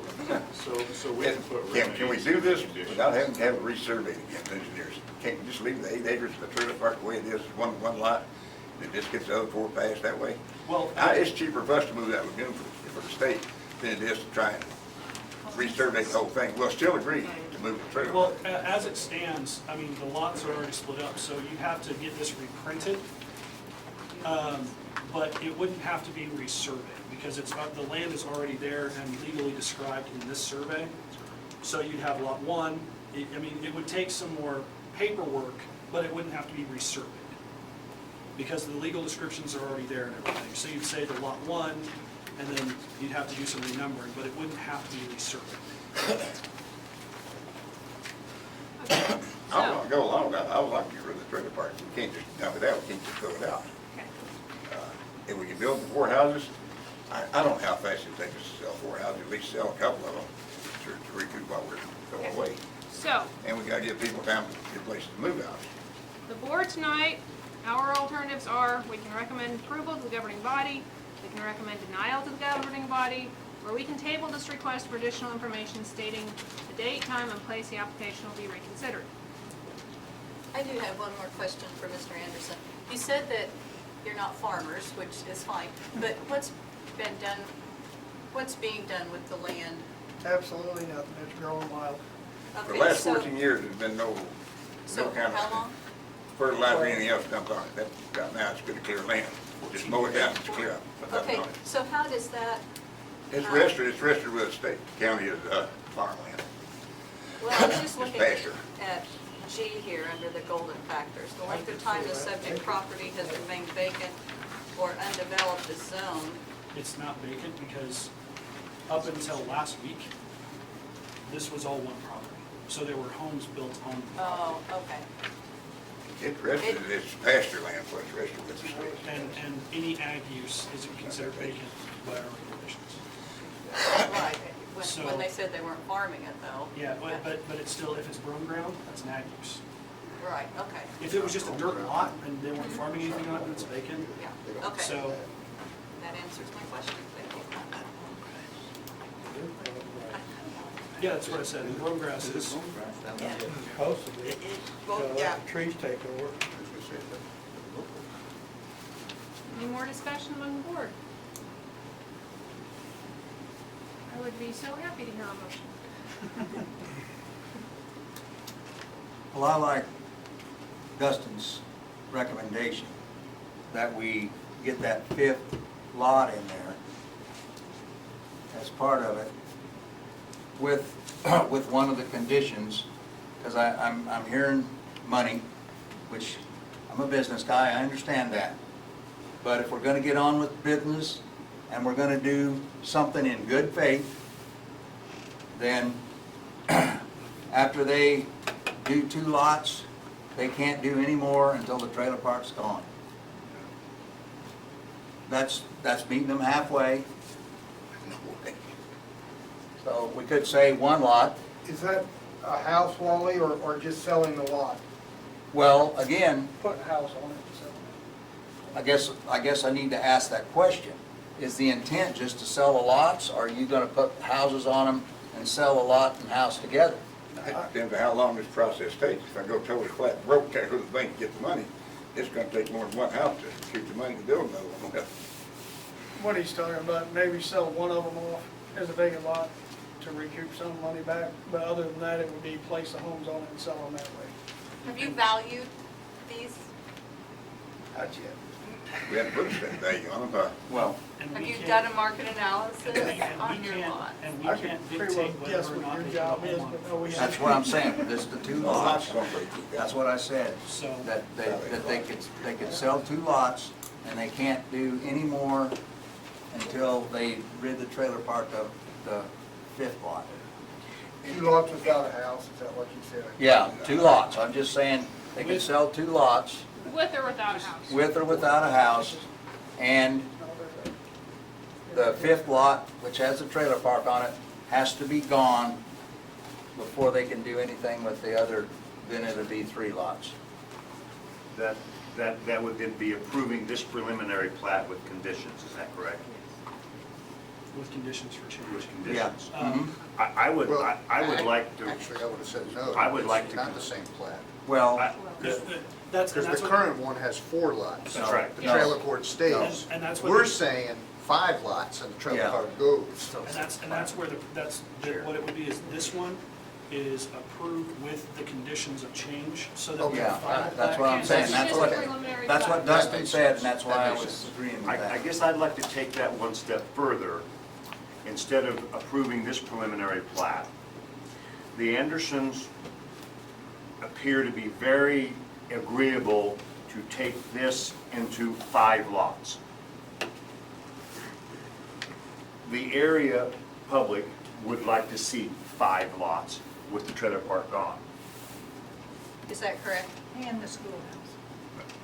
It would have to. That's it. I guess, I think it's cleaner to deny this preliminary plat, have them bring back a preliminary plat with what we've discussed tonight, and it's a lot cleaner than having conditions. Have a preliminary plat with 5 lots with the lagoon gone. That's actually exactly what the final plat is for, Right. those changes. But there's questions about the process and how long that will take of going from the preliminary plat to the final plat, and then having to put conditions and having a policeman. No, actually, what happens is how the preliminary plat process works is we make the recommendations and the conditions. If we deny it, then we deny it with reason, and they have a year to come back with changes, and we can revisit it. If it's approved, they have a year to bring us a final plat, and they can't do anything without that final plat. This is just to Correct. make those changes that would clean up the preliminary. And was, So So the if you final, want them to come back with another preliminary plat, you're basically just lengthening the time. You're not cutting the time, you're making it longer, is what's the whole matter meeting. and it would so, also be cutting us on a working capital if we eliminate the trailer park before we were able to do anything. understand that. But from what I'm hearing, it's been 10 years and there's not much been going on here. I'm hearing they'd like to see some change. And we understand. There's been a whole lot of change in my bank account, it's broke.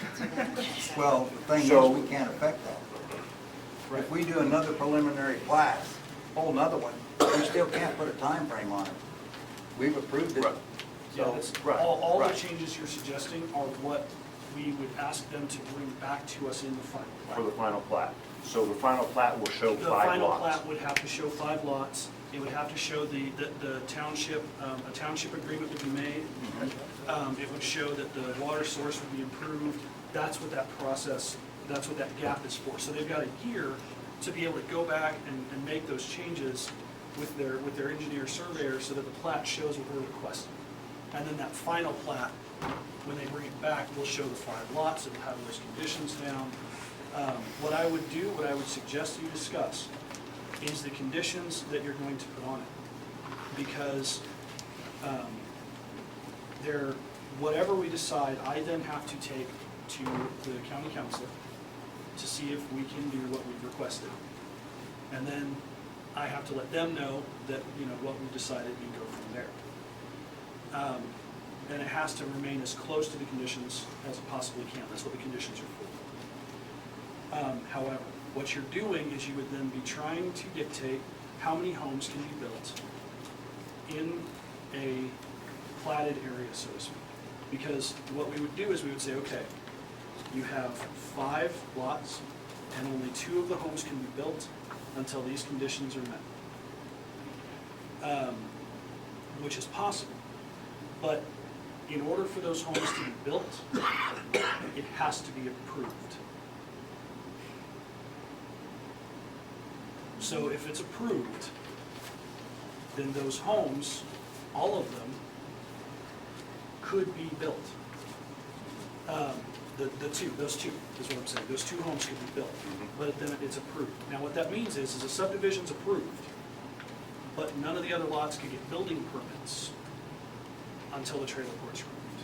So that's what we're hinging on, is that it would be that the trailer, as long as the trailer park's there, whatever number you decide of homes, the subdivision, in order for them to build, the subdivision has to be approved. But that doesn't mean that the homes can be built.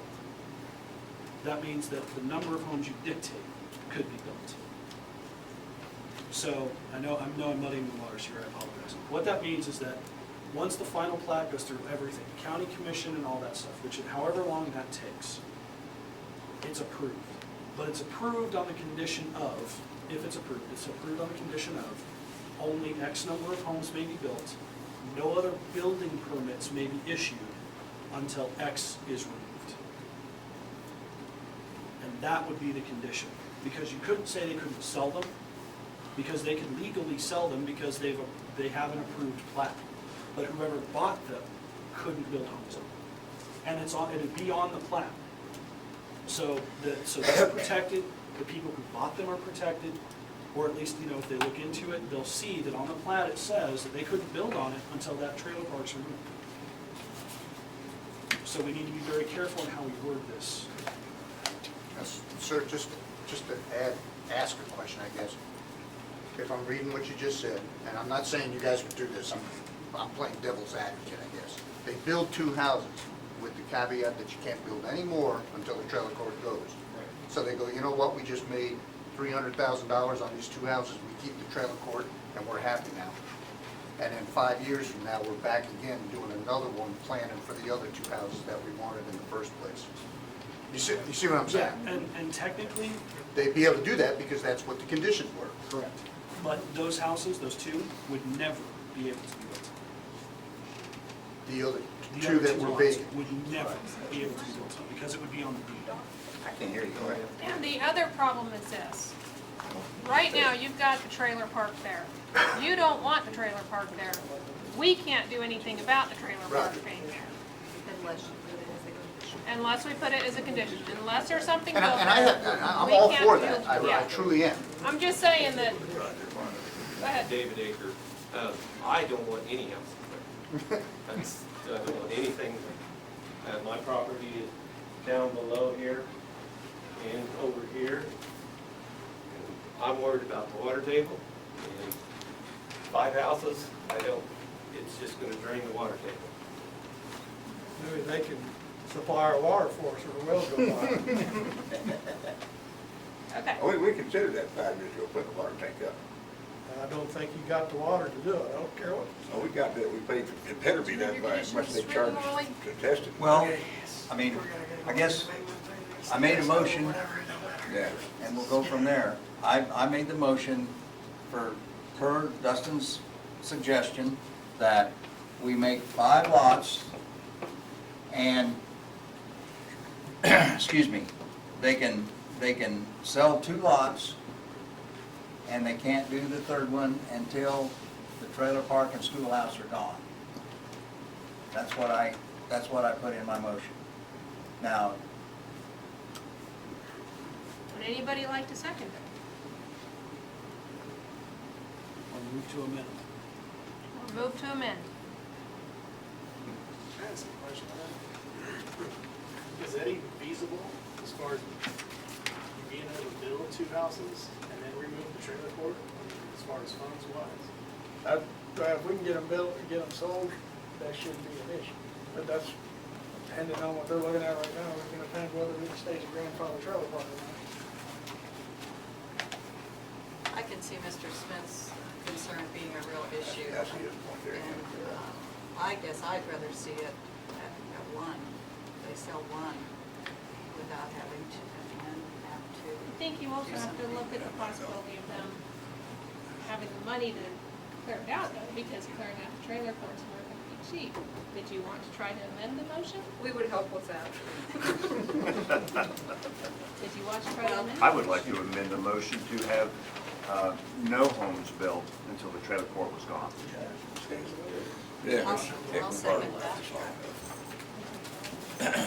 So the motion right now is that no homes are built until the trailer court is. It doesn't, withdraw the paperwork, if that's the way it's going, we're done. We've argued on this too long, folks. I'm trying to work with everybody. I'm broke now. The thing I'm doing is going through the bank now, it's costing me.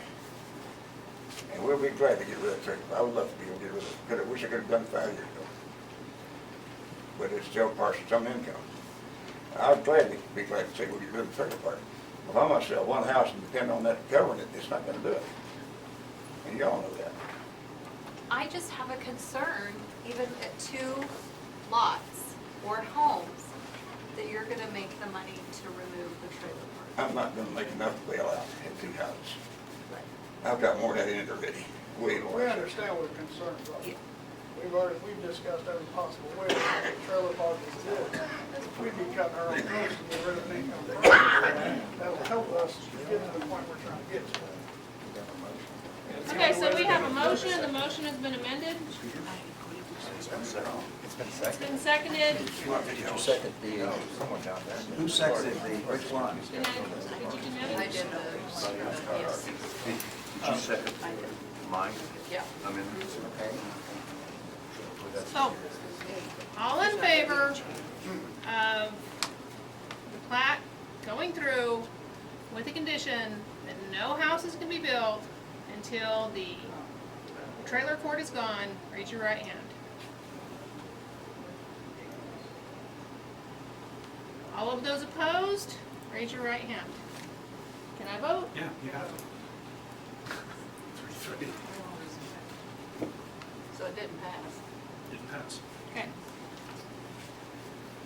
So now the options are, I know that they left a little prematurely. The options are you can vote to approve as is with the conditions that they improve the well and move the lagoon as required by KDHE. You can move to deny based on something in the criteria. Or you can move to table it for further discussion. Well, based on what I've seen, I think the board is not, I don't want to, I'm going off what I'm hearing and seeing, I don't think the board's considering approving it as it is. And maybe we do need to get some additional information. Well, understand that as it is, we cannot take the trailer court into account. I know that, I know that. And they have now said that they wouldn't agree to that condition, which takes that completely off the table. Because it's not part of the subdivision. Legally speaking, that is now completely off the table because they've said that as an adjoining landowner, they wouldn't do that. They were doing that as an adjoining landowner, not as the developer of the adjoining subdivision. And so since they said they wouldn't agree to that, now the question at hand is the 4 lots and what we as the planning commission can do for those 4 lots.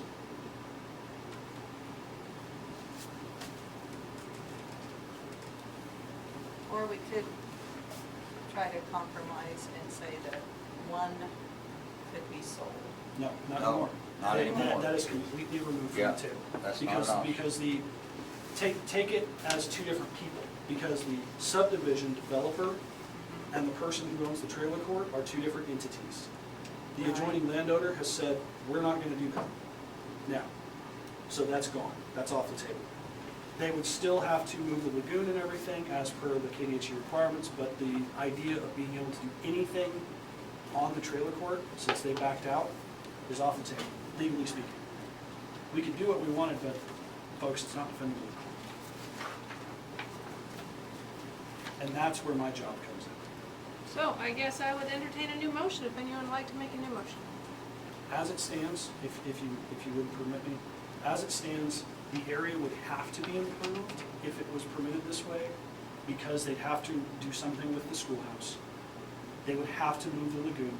They'd have to pay for engineering on the lagoon, all of that before they could bring us back a final plat and before any building could take place. I know it's not a solution that would remove the trailer court, but to remove that schoolhouse, they'd have to increase the well water, they'd have to do the lagoon as it sits right now. So there would be some improvement. Now, Why would they move this?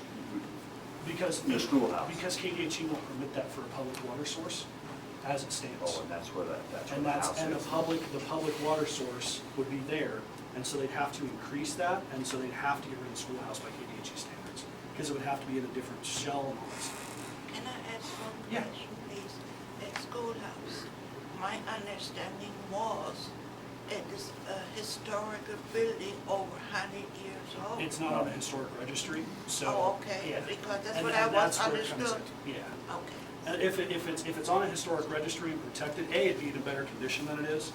But if it was on historic registry and protected, they couldn't do anything with it, including having a well in it. Oh, okay. Or the equipment for the well. They'd have to have that somewhere else. That So, was, yeah. thank you. Dustin, I'm gonna ask a question here, and I'm basing some of this on past experience. There's a lot of concern here from this audience about the water, okay? We don't have anything from an engineer that says there is or isn't. We have to assume there is. And I'm not sure that we can get anything from an engineer based on our past experience. We were like pulling teeth out here south, and we couldn't get anybody to put their name on the line that says we can guarantee you that there's gonna be water We're there. in a little bit better situation, because if it was approved approved for continuance as is, KDHE's in charge of that water supply at that point, because at that point, it becomes a public water supply. Point So well we're- taken. So we're in a little bit better position than we were with the previous, because it's not a public utility, it's a KDHE-controlled public water supply. So KDHE would have to be able to confirm that there would be enough water available But for. KDHE wouldn't be involved if each lot drills their own well. They can't. As it is, each lot cannot dig its own well. They could for water and grass, but they'd have to connect to a public water supply. As submitted, they have to connect to a public water supply. And that is because as submitted, that water is for 14 houses, right?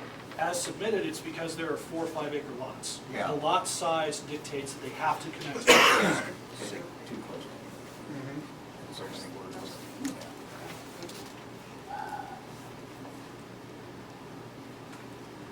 Dustin, can you go back and tell us again what they have to do?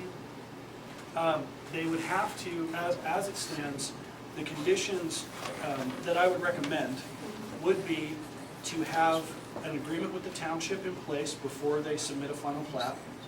They would have to have increased, before they could build, they would have to increase their water supply to the KDHE standard.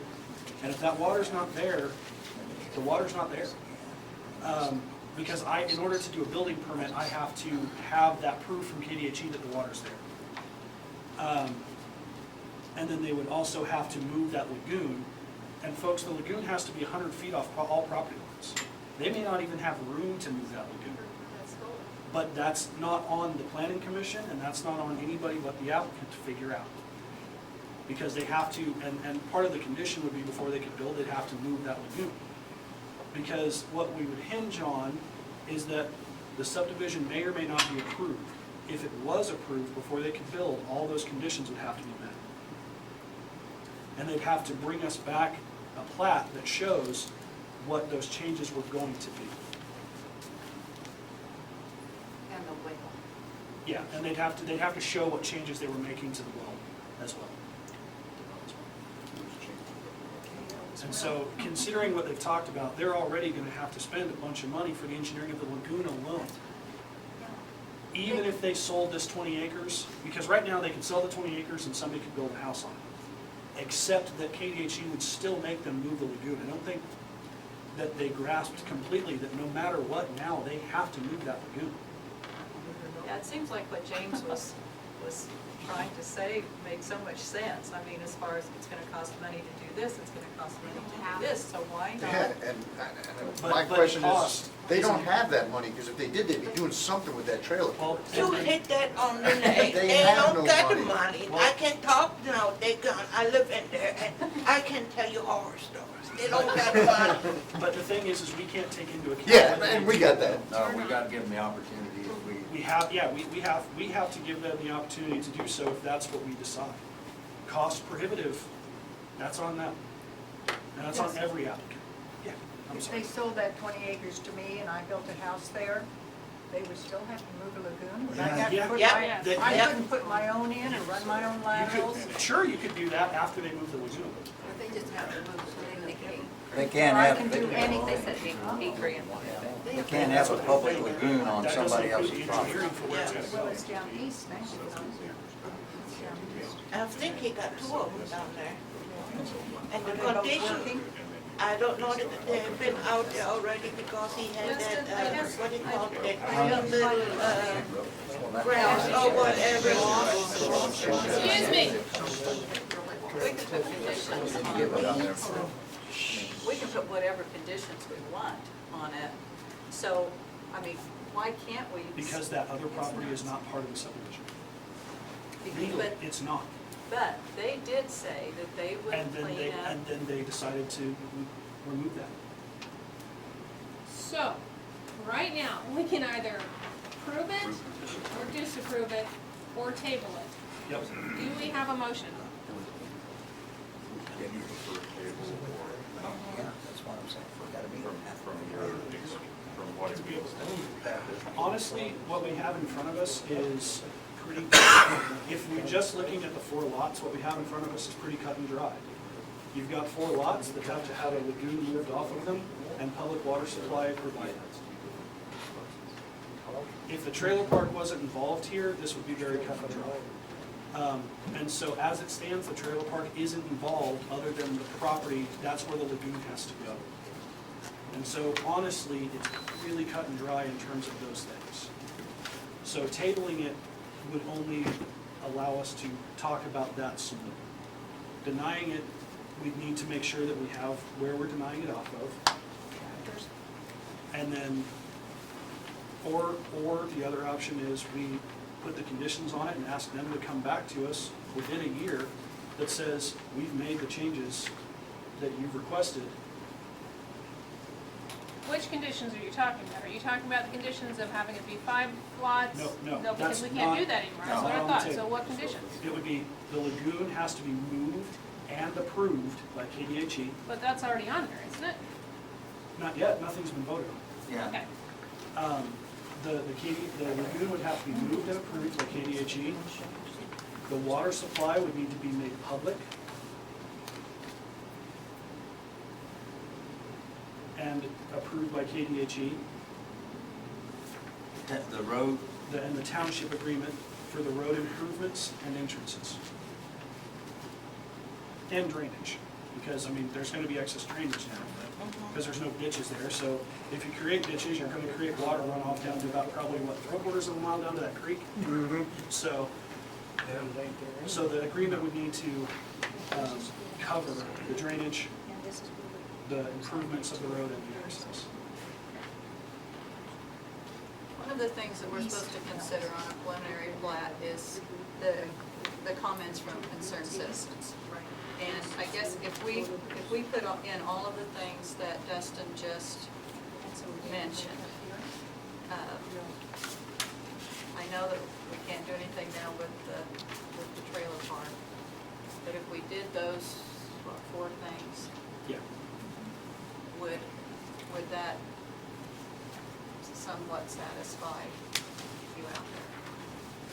Understanding that they have to do that, they have to provide all of this, or at least, they only have a year to do it, right? they have a year to come back to us. Right. They don't necessarily have a year to get this stuff completed, but before they build or sell, they have to have this stuff completed. Right. The only concern I'd have, ma'am, it goes right back to the first thing we all started talking about. We're now back to all the trailers stay, and we're adding 4 homes. That water table will not support. They can tell me they've had 100 people out there. I live there, I know. That's right. Yeah, and sadly, that's up to KDHE to. Exactly. I mean, they can come out now, right now, we're getting plenty of rain. I'm sure our water table is good and high. Let it go dry for a couple of months. That water table ain't high no more. Can the board even consider the track record of the owners, or you can't even take that into consideration? Not for something like this. I mean, there's even issues in Chapman. I mean, bad issues, but, you know, but I understand. Wally's had the endurance of all of it. He knows what we've gone through for the entire time frame. So, I lived down there 10 years now. I can tell you stories about the drive going in there, them trees and here, and you always blame the renters. He don't do nothing either. I think there's so many hoops that they're gonna jump through, they're not gonna have the money to do it. They don't. It's gone. The buy-in walked out the door. Yes. That was my attempt with the 2 lots, to try to get some buy-in from them, because without the buy-in, we've done a lot of talking and that's all it is, but the buy-ins already went out the door, so like you said, that's not on the table no more. And I really appreciate the board, what y'all have been trying to do tonight, but that's why I brought that up. I guarantee if you'd have put that rule in effect, and that was the condition, they'd have sold those 2 lots, or put a house on it and sold those 2, and that trailer court would have stayed right where it was. Money in the bank. Yep, I know him. I know what, Yep. excuse me, how he So- thinks this year. Any damage you do, damage to ground or what, it's $50 for this, $50 So really, for that. I mean, the way I understand what you're I saying, think sir, that is the really, only... truly, it's probably time for us to make a motion, because we Yeah, could I be here, I agree. mean, I know the sign Yeah. said 10 o'clock, So When the I only 2 saw it, I options thought, we have is hopefully not. approve it I as think it as a group, stands, we need to let the board. or put the conditions that before you can do a thing, we want to see the water go public, which means the schoolhouse is now gone, Actually, that would be approving it as is. Yes. And the lagoon must be moved Approving it as is has all of those requirements. prior to building or selling okay, lots. I think we have a motion. The downside to that is, if you go down that path, then the mobile home park will stay. Yes. And I was just trying to figure out some way that it could go away, because it's been, Wally and I have been on it for 10 years Yeah, or James more. has been. Yeah. We dealt with that a long time ago, and I was just trying to think some Can way I it say could go something? I don't want to influence you. I've got 2 more years to pay on on my land, and I'm planning on moving on the 160 mile market out on 18. I need to stay 2 more years. Okay, Wally, did you have a motion? Yes, Madam Chair, I would make a motion that we approve the application with the conditions that the lagoon has to be moved onto the trailer park property, and it has to meet KDHE requirements, and that the well becomes public, and to do that, the schoolhouse has to be removed, and that the township and the applicant have to agree on Sage Road, who's gonna maintain, and I wanna see that as, in the final plat, who's gonna pay for the improvements on that. That's my motion. I have a second? I have one question before we second. James, you were talking a while ago about the 600-foot. The lots are non-conforming, but it's really a minor deal. Is that something we need to put in here? No, Okay. if it goes through that way, then that's okay. It's one of those where, if this was somebody trying to cut out their house, like they had their 28 acres, they wanted to just cut out their house, they couldn't do it this way, but it's a subdivision, they can. Okay. I'll second the motion. Okay, the motion has been seconded. All in favor, raise your right hand. All opposed, raise your right hand. Okay, I'll make another motion. I move that we decline, or what's the right word? Table it? No, can't think of the right word. Disapprove? Yeah, I move that we do not approve, whatever the thing is. The application number? Yeah, the Yes. application is for. DK 16 PC PP 1. I move that we do not approve it. For reasons. Public input, road, water concerns, lack of willingness of the landowner to find common ground.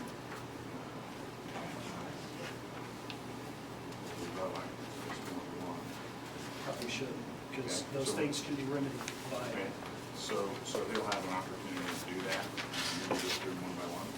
Okay, so we're talking, Because, and the reason is because those things can be remedied. The access to water, all that stuff is not up to us. The road is up to the township and the applicant. So those things, the condition of the current land as it is a vacant, there is a pasture. so how will he remedy the public input if the trailer court stays? It's not part of that's the issue, is that the trailer court is not part of it. So public input about the trailer court. Jim, I'm with you. Hear me. I'm with you, but I don't know how I could, Item B, I gotta have something to hang my hat on to disapprove. item B, Yes. the change could be considered uncharacteristic because of the lack of other subdivisions in the area. There are no other subdivisions in the area, period. The trailer park is not a subdivision. No.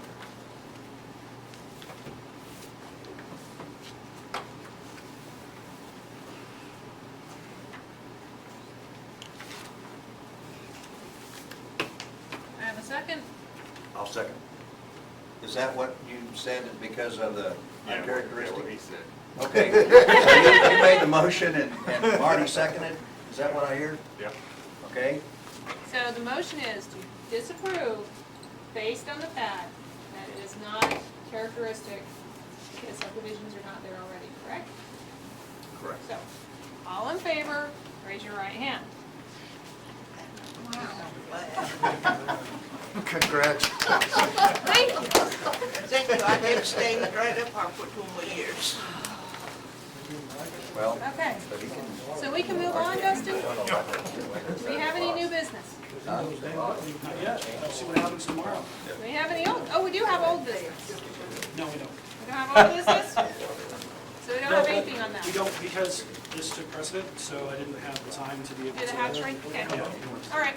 yeah, this was Oh, We do want to thank you folks so very much for your time, and Dustin, for your explanations. We've never, ever been able to have thorough explanations given to us, and so we go out of here thinking, did we do the right thing, did we not do the right thing? Thank you very much for your knowledge. And thank you, board, for your time.